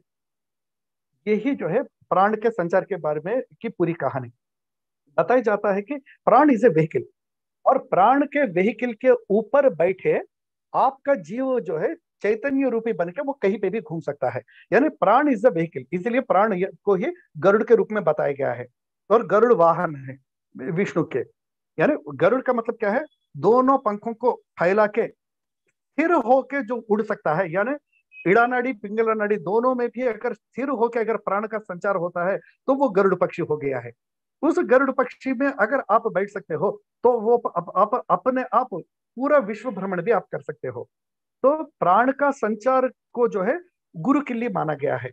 तो ये जो पर्टिकुलर बॉडी पोस्चर में ये लोगों ने अपने शरीर को त्यागा है, आप देख सकते हैं कि ये सेकंड इमेज में अपने घुटनों के ऊपर उन्होंने अपने शरीर को लाया है, और कपड़े से बांधा है, अपने नेक को थाइस के साथ उन्होंने कपड़े से बांध दिया है ताकि उस पोजीशन से वो ना हटे, और उसी में उन्होंने अपना प्राण को त्यागा है।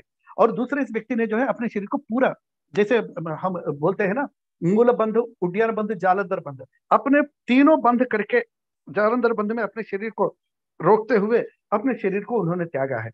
ये किस लिए किया है, इसके ऊपर जो है बहुत ब्यूटीफुल और इंटरेस्टिंग नेशनल ज्योग्राफिक का एक वीडियो भी प्रस्तुत किया गया था, तो उसपे भी इसी विषय के बारे में चर्चा की गई है कि जो लोग कुछ सिद्धियों को हासिल करना चाहते हैं, मतलब जिनको केवल मोक्ष मात्र ही मकसद नहीं है, लेकिन कुछ सिद्धियों के साथ पूरा विश्व भ्रमण करना है, तो इस प्रकार के लोग जो है कुछ अनयूजुअल बॉडी पोस्चर्स में अपने बॉडी को रख के जबरन प्राण को एक पर्टिकुलर डायरेक्शन में संचार के लिए मजबूर करके उस तरीके से अपना प्राण त्याग करते हैं।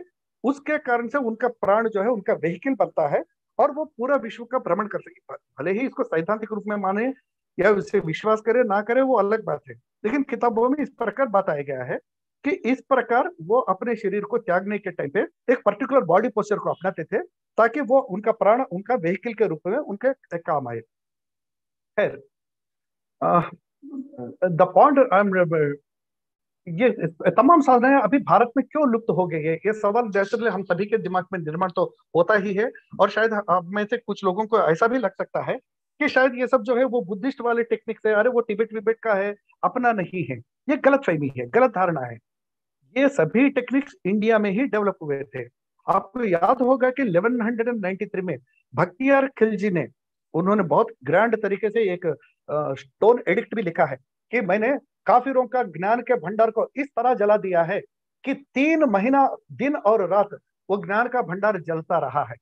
आपको पता होगा 700 बुद्धिस्ट मॉन्क्स को नालंदा यूनिवर्सिटी में 1193 में 700 बुद्धिस्ट मॉन्क्स को और 1600 वेद ब्राह्मणों को वहां पे कत्ल किया गया था। आप इमेजिन कर लीजिए, आपके किसी यूनिवर्सिटी के सभी प्रोफेसर्स को कत्ल कर दिया जाता है, आपका पूरा गूगल वगैरह जो कोई भी आपके सर्च इंजन होते हैं वो सभी को कंप्लीटली नष्ट किया जाता है। फिर आपके पास जो कुछ भी बचता है वो सिर्फ कही सुनी बातों के रूप में ही बचता है, और ओरिजिनल ज्ञान जो जिसके अधिकारी थे वो सब जो है कत्ल हो गए हैं, वो सब खत्म हो गए हैं, और बाकी जो ज्ञान किताबों में बचा है वो सब जला दिया गया है। तो जो कुछ भी बचा है वो सब भूटान और तिब्बत में ले जाया गया था, इसके कारण से वो बचे हुए हैं। दलाई लामा बार बार एक बात कहते हैं कि भारत जो है हमारा बड़ा भाई है, और उसके बदौलत ही तिब्बत में और भूटान में और नेपाल में जो कुछ भी ज्ञान बचा है वो पूरा भारत के ज्ञान के भंडारण के बदौलत ही निर्माण हुआ है। तो ये गलतफहमी हमें किसी में नहीं रहना है कि ये सब कोई तिब्बती टेक्निक है या कोई नेपाली टेक्निक है, ये भारत का नहीं है। नहीं, जब भारतवर्ष ये शब्द का प्रयोग किया जाता है तो उसमें ये भारत से लेके हिमालय के एंड तक, ये बीच में का जितना भी एरिया है वो सभी एरिया में जो कुछ भी हुआ है वो सभी में जो बचा हुआ है उसके बारे में बताया जाता है। खैर, ये तिब्बत में और नेपाल में और भूटान में आज भी इन टेक्निक्स को प्रैक्टिस करने वाले लोग आज भी मौजूद हैं, और ये टेक्निक्स को यूरोप में और अमेरिका में बहुत ज्यादा वार्मली एक्सेप्ट किया गया है। What is very unfortunate is, जहां ये टेक्निक सब डेवलप हुए थे, जहां ये टेक्निक को एक्स्ट्रॉर्डनरी लेवल पे ले जाए गए थे, उस भारतवर्ष में कोई इन चीजों के बारे में कोई सीरियसली नहीं ले रहा है, और हम प्राणायाम और आसन और मे भी यम नियम के बारे में तो हम कभी डिस्कस करते नहीं, केवल यम और नियम इसमें मास्टरी करके जैन धर्म ने एक्स्ट्रॉर्डनरी लेवल्स को पाया है। खैर, एनीवे, तो हम जो है इन चीजों के ऊपर ध्यान नहीं दे रहे हैं, और ये टेक्निक्स को जो है बाहर के टेक्निक के रूप आखिरकार हम जो है we have reduced it as some sort of exotic texts, exotic practices that are not native to India, but the matter of fact is they are undoubtedly they are native to India. These are all the native techniques of India. ये में समझना होगा। मैं आखिर में एक बात मैं बताना चाहता हूँ। मैं 2013 में एक बौद्धिका.net करके एक वेबसाइट है, तो योगिक प्रैक्टिसेस के बारे में बहुत सारा वो रिसर्च करते हैं, मैं उनको कुछ कंट्रीब्यूट करते रहता हूँ।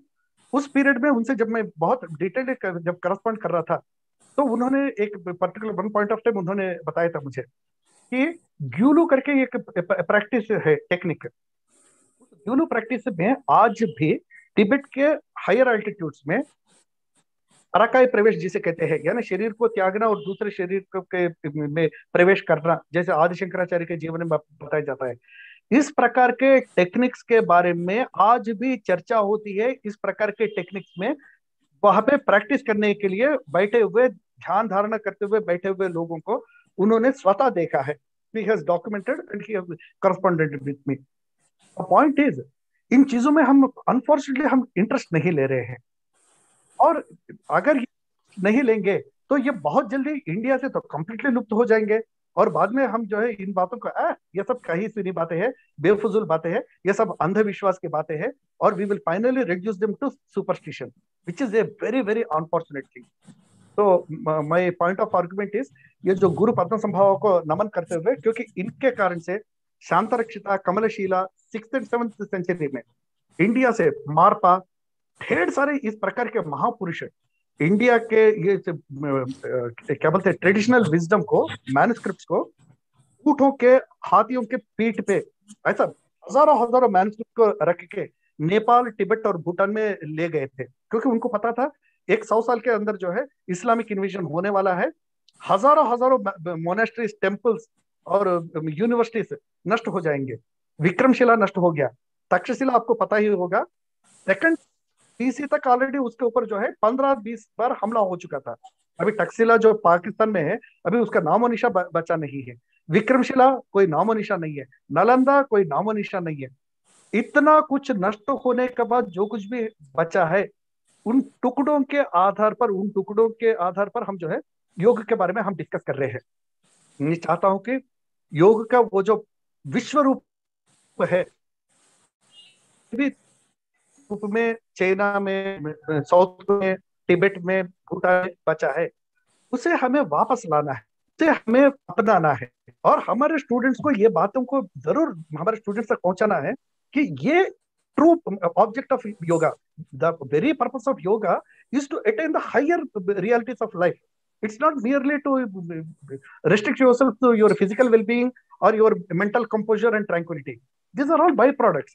जैसे अगर सोने के खदान में अगर आप जाते हैं तो तांबा भी आता है, सिल्वर भी आता है. सिल्वर तांबा के लिए आप सोने की खुदाई नहीं करते हो. जब आप सोने की खुदाई कर रहे हो तो आपका मकसद सोना निकाल के लाना ही होता है.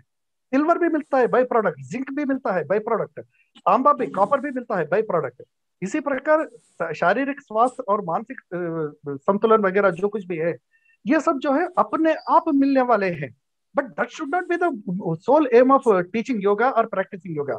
हमें अपने स्टूडेंट्स को एनकरेज करना है कि भाई आप मन में अपने आप में एक किसी विषय के में केंद्रित होके रम पाना, ये अनुभव करना शुरू करो. जब ये रम शुरू होता है और आप मन एकाग्र होने लगता है, अचानक आपके इंद्रियों में रोशनी का अनुभव होने लगता है, आपके कानों में, आंखों में रोशनी का अनुभव होने लगता है, आपके अंदर एक प्लेजेंटनेस का अनुभव आता है. वो ध्यान आपका 24 घंटे का बेहतरीन पल में से the most vital and most powerful period moments of your life ऐसा आपको लगने लगता है. हम ध्यान तक जब तक स्टूडेंट्स को एनकरेज नहीं करेंगे या यौगिक प्रैक्टिशनर्स को एनकरेज नहीं करेंगे, आसन, प्राणायाम, प्रत्याहार वगैरह हम बताते हुए ये करो, आप अच्छा फील कर रहे हो ना, यही जीवन है, यही योग है, अगर हम कर रहे हैं तो हम अपने यौगिक प्रैक्टिशनर्स को बेहतरीन ज्ञान से वंचित रखते हैं, ऐसा मुझे लगता है. विद दिस, क्योंकि already I have exceeded my time, thank you very much for giving me this opportunity. The point is, यहाँ पे मैं इतना कुछ मैं बोलने के लिए मैं सोच रहा था, लेकिन 1 घंटे के अंदर और ऊपर से वेबिनार में बहुत सारी बातों को कन्वे करना संभव नहीं हो पाता है. There are so many beautiful techniques. Actually, मैं थोड़ा थियोरेटिकल एस्पेक्ट के साथ साथ कुछ प्रैक्टिकल बातें, जैसे यानी प्रैक्टिकली वो करते क्या है, किसके माध्यम से आपका बॉडी टेम्परेचर बदलता है फॉर एग्जांपल, और भूख को कैसे ये लोग कंट्रोल करते हैं, इसके बारे में भी कुछ MIT के कुछ ब्यूटीफुल वीडियोस थे, वो भी मैं शेयर करने का सोच रहा था. Well, sometime in future we will certainly discuss all these issues. I thank once again YCMOU and particularly the School of Health Sciences and the Director of Health Sciences, Professor Nikam sir, for giving me this wonderful opportunity. And I thank all the previous speakers also who have thrown excellent light on various aspects of yoga. And ये program successful होने के लिए जिन लोगों ने परिश्रम किया, Shubham Bongale, Rashmi Ranade madam and all other team, मैं आप सभी के का शुक्रगुजार हूँ। Thank you very much. धन्यवाद सर। आपने जो भूली बिसरी हमारी जो योग साधनाएं हैं वो ना कि सिर्फ बता के आपने हमें समझाई, आपने उसके प्रूफ हमें बताए, आपने उसके उदाहरण हमारे समक्ष प्रस्तुत किए, यह आपके प्रेजेंटेशन का हमें बहुत वैशिष्ट्यपूर्ण घटक लगा है। तो इसके साथ मैं आपका धन्यवाद देता हूँ और हम अगला जो भाग है हमारा अंतिम भाग हमारे वेबिनार का, उसकी तरफ हम बढ़ते हैं। तो मैं विनती करता हूँ मोकर सर से कि वह अगला अपना कार्यक्रम की सूत्र संचालन करें। प्राचीन भारतीय परंपरेमध्ये योग शास्त्राला अनन्यसाधारण महत्व आहे।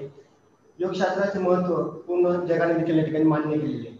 आपण बघतो की पीटीच्या अनुषंगाने पूर्ण जगामध्ये हा योग दिवस बनवला जात आहे। आरोग्य विज्ञान शाखेने देखील 2006 पासून अभ्यासक्रम सुरू केलेला असून आतापर्यंत 20,000 व्यक्तींनी याचा अभ्यास करण्याचा फायदा घेतलेला आहे। या शिबिराचा फायदा घेत असताना समाजामध्ये देखील आपण काही ज्ञानदान देऊ शकतो या अनुषंगाने आम्ही विभागावर अशी विषय दिले गेले होते। विषय देत असताना मुंबई विभागासाठी कोविड पूर्व असा योगाभ्यास घ्यावा असे सूचना विद्यार्थ्यांना देण्यात आल्या होत्या। पुणे विभागासाठी कोविड काळामध्ये कसा योगाभ्यास आपण घेऊ शकतो या अनुषंगाने विषय देण्यात आले होते। नाशिक विभागासाठी कोविड पश्चात योग साधना विद्यार्थ्यांनी हा विषय त्यांना देण्यात आला होता। अमरावती विभागासाठी आपण विद्यार्थ्यांसाठी योगाभ्यास देण्याचा प्रयत्न केला होता। त्याचबरोबर नांदेड आणि कोल्हापूर विभागासाठी कौटुंबिक पातळीवर योगाभ्यास हा विषय दिला होता। त्यानंतर औरंगाबाद विभागासाठी ताणतणाव स्ट्रेस यासाठी विषय दिला होता।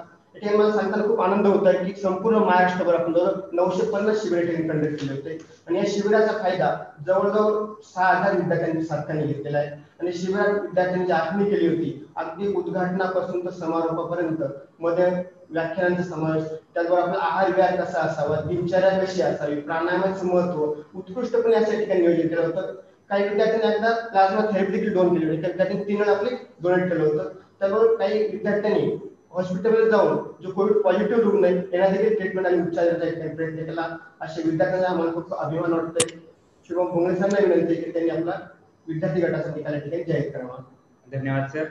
यशवंतराव चव्हाण महाराष्ट्र मुक्त विद्यापीठाचे कुलगुरू डॉक्टर वायुनंदन सर यांच्या प्रेरणेने आणि आरोग्य विज्ञान विद्याशाखेचे संचालक डॉक्टर जयदीप निकम यांच्या मार्गदर्शनाखाली गेल्या 1.5 महिन्यापासून महाराष्ट्रभर आपल्या विद्यापीठाच्या योग शिक्षक पदविकेच्या शिक्षण क्रमाचे विद्यार्थी समाजात योग सेवा प्रदान करत आहेत। विद्यार्थ्यांना या कार्यामध्ये त्यांच्या केंद्रप्रमुखांनी आणि केंद्र संयोजकांनी फार मोलाचं मार्गदर्शन केलंय, त्याबद्दल त्यांचं सर्वप्रथम मी अभिनंदन करतो। कोविड-19च्या या कठीण काळात लागण होऊ नये म्हणून प्रतिबंधक योगाभ्यास बऱ्याच विद्यार्थ्यांनी घेतले आहेत।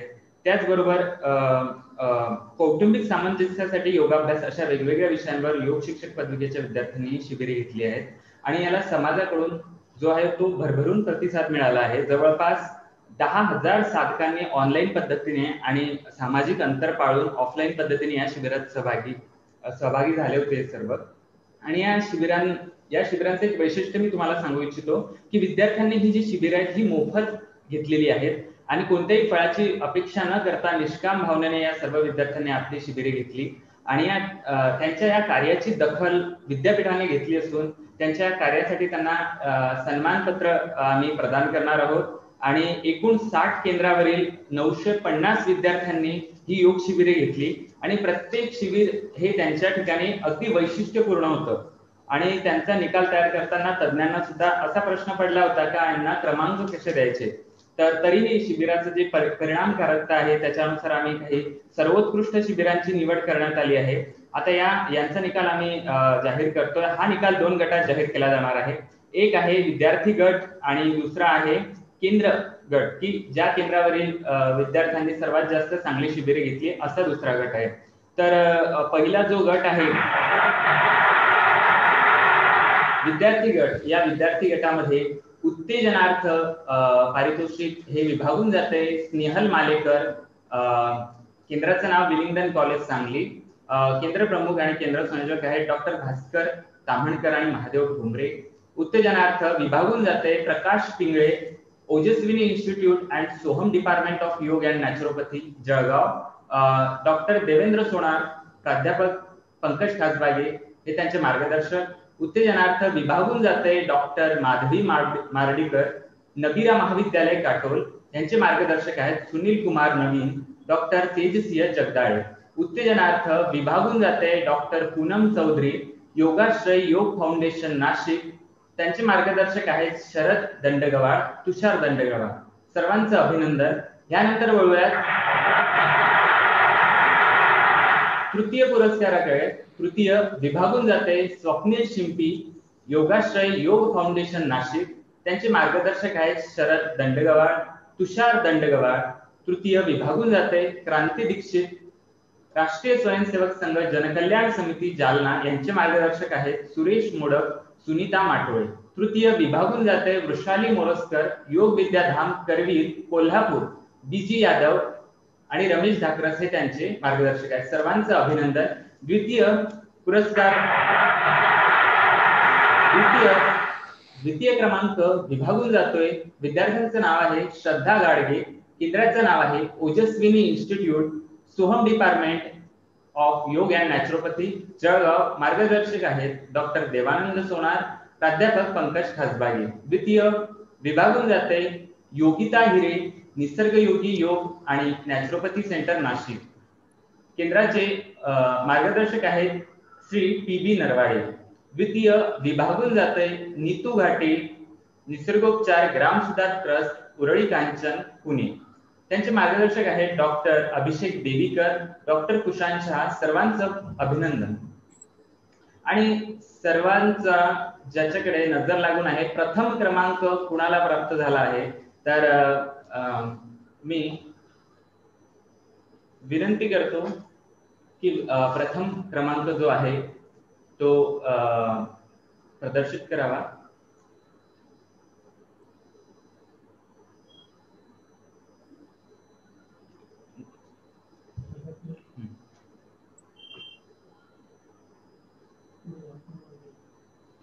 ओके.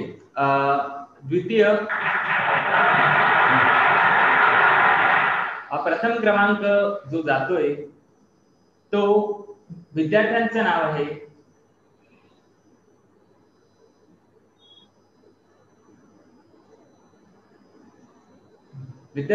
आहे चंद्रकांत भातकर, केंद्राचं नाव आहे न्यू एज्युकेशन सोसायटी पुणे, केंद्र प्रमुख आहेत डॉक्टर गिरीश धडपडे आणि मार्गदर्शक सुवर्णा भातकर. प्रथम क्रमांक विभागून जातोय अपूर्वा लेले, केंद्र आहे निरामय health and fitness trust Miraj, त्यांचे मार्गदर्शक आहेत शकुंतला खोत. प्रथम क्रमांक विभागून जातोय योग विद्याधाम साताराच्या विद्यार्थिनी प्रिया चव्हाण आणि नीलम बोबडे आणि त्यांचे मार्गदर्शक शैलजा ठोके आणि वैशाली भोसेकर. मी सर्व विद्यार्थ्यांचं इथं अभिनंदन करतो. त्याचबरोबर त्यांना मार्गदर्शन करणारे केंद्र संयोजक आणि केंद्र प्रमुख आहेत त्यांचं सुद्धा मी इथं अभिनंदन करतो. आणि ह्यानंतर केंद्र स्तरावरचा जो निकाल आहे तो मोकळ सर जाहीर करतील अशी मी त्यांना विनंती करतो. विद्यार्थ्यांबरोबरच आपल्या अभ्यास केंद्रांनी देखील काही शिबिरे आयोजित केले होते. शिबिरे आयोजित करत असताना त्यांनी देखील 7 दिवसासाठी, काही अभ्यास केंद्रांनी 15 दिवसासाठी, काही अभ्यास केंद्र महिनाभर शिबिरे या ठिकाणी घेतले होते. अशा अभ्यास केंद्रांचे या ठिकाणी निकाल जाहीर करतोय. उत्तेजनार्थ ज्या अभ्यास केंद्रांनी क्रमांक पटवला आहे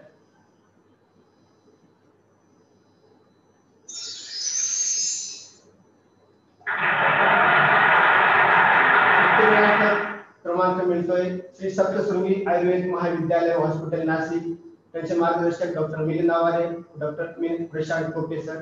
उत्तेजनार्थ विभागून मिळतोय न्यू एज्युकेशन सोसायटी पुणे, मार्गदर्शक डॉक्टर गिरीश धडपळे, मार्गदर्शक सुवर्णा भापकर. उत्तेजनार्थ विभागून मिळतोय आयुर्वेद सेवा संघ नाशिक, मार्गदर्शक डॉक्टर एशियल दासरी, शिवानंद तोंडे.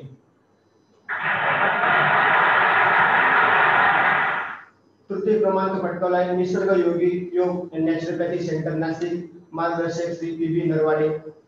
तृतीय क्रमांक विभागून जातोय नवजात शिशु बालरोग अतिदक्षता केंद्र लातूर, मार्गदर्शक श्रीकांत ठाकूर श्री आलवार.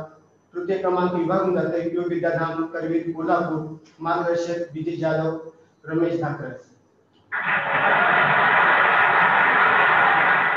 द्वितीय क्रमांक मंथन फाउंडेशन पुणे, मार्गदर्शक विद्या हायरकर आशा भट. द्वितीय क्रमांक विभागून जातोय विलिंग्टन कॉलेज सांगली, मार्गदर्शक डॉक्टर भास्कर तामणकर महादेव ठोंबे. द्वितीय क्रमांक विभागून जाते राष्ट्रीय स्वयंसेवक संघ जनकल्याण समिती जालना, मार्गदर्शक सुरेश मोडक, सुनीता माटोळे. प्रथम क्रमांक ज्यांची पटकावला आहे त्या अभ्यासकेंद्राचे नाव आहे योग विद्याधाम सातारा, मार्गदर्शक शैलजा टोके, वैशाली भोशेकर. प्रथम क्रमांक विभागून जाते राष्ट्रीय स्वयंसेवक संघ जनकल्याण समिती औरंगाबाद, डॉक्टर विवेक सर्जन, बाळकृष्ण खानविलकर. प्रथम क्रमांक विभागून जाते नवीराम महाविद्यालय काटोल, मार्गदर्शक सुनील कुमार नवीन, डॉक्टर तेजश्री जगदाळे. सर्व अभ्यासक्रमाचे आणि यानंतर एक सूचना द्यायची आहे. जे आपले ऑडियन्स YouTube वरून आपला हा कार्यक्रम पाहत आहेत त्यांच्यासाठी आपण चॅट बॉक्स मध्ये लिंक टाकलेली आहे. त्या लिंक वरून आपण आपलं रजिस्ट्रेशन करून घ्या आणि तुम्ही आपला ऍक्टिव्ह ईमेल त्यामध्ये टाकून आम्ही तुमच्यापर्यंत जे प्रमाणपत्र आहे ते आम्ही पोहोचवू. आणि त्यानंतर जे सन्मानपत्र आता आपण जो निकाल जाहीर केला हे आपण पोस्टाने सर्व केंद्रांवरती पाठवणार आहोत. आणि आज पुढचं सूत्र मी नमिता मॅडम यांना देतो. Thank you, sir. And it's now time for the vote of thanks. Feeling gratitude and not expressing it. Before that. ठीक है, 2 मिनट बोलते आज के lecture. Before that, I request Honorable Dr. Vayunandan sir to speak a few words.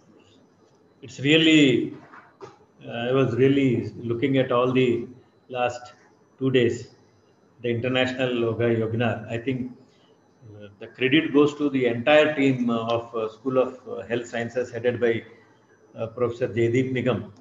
I think the way they have selected the speakers, right from Sri Yogi Arvindji se lekar Shyam Prasad Vinod or Professor Jadnaroko Mikli.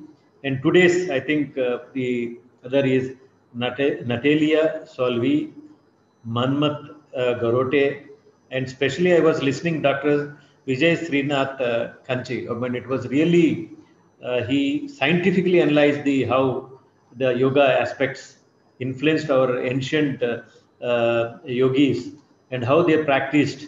I mean, that is how, I mean, it's really overwhelming.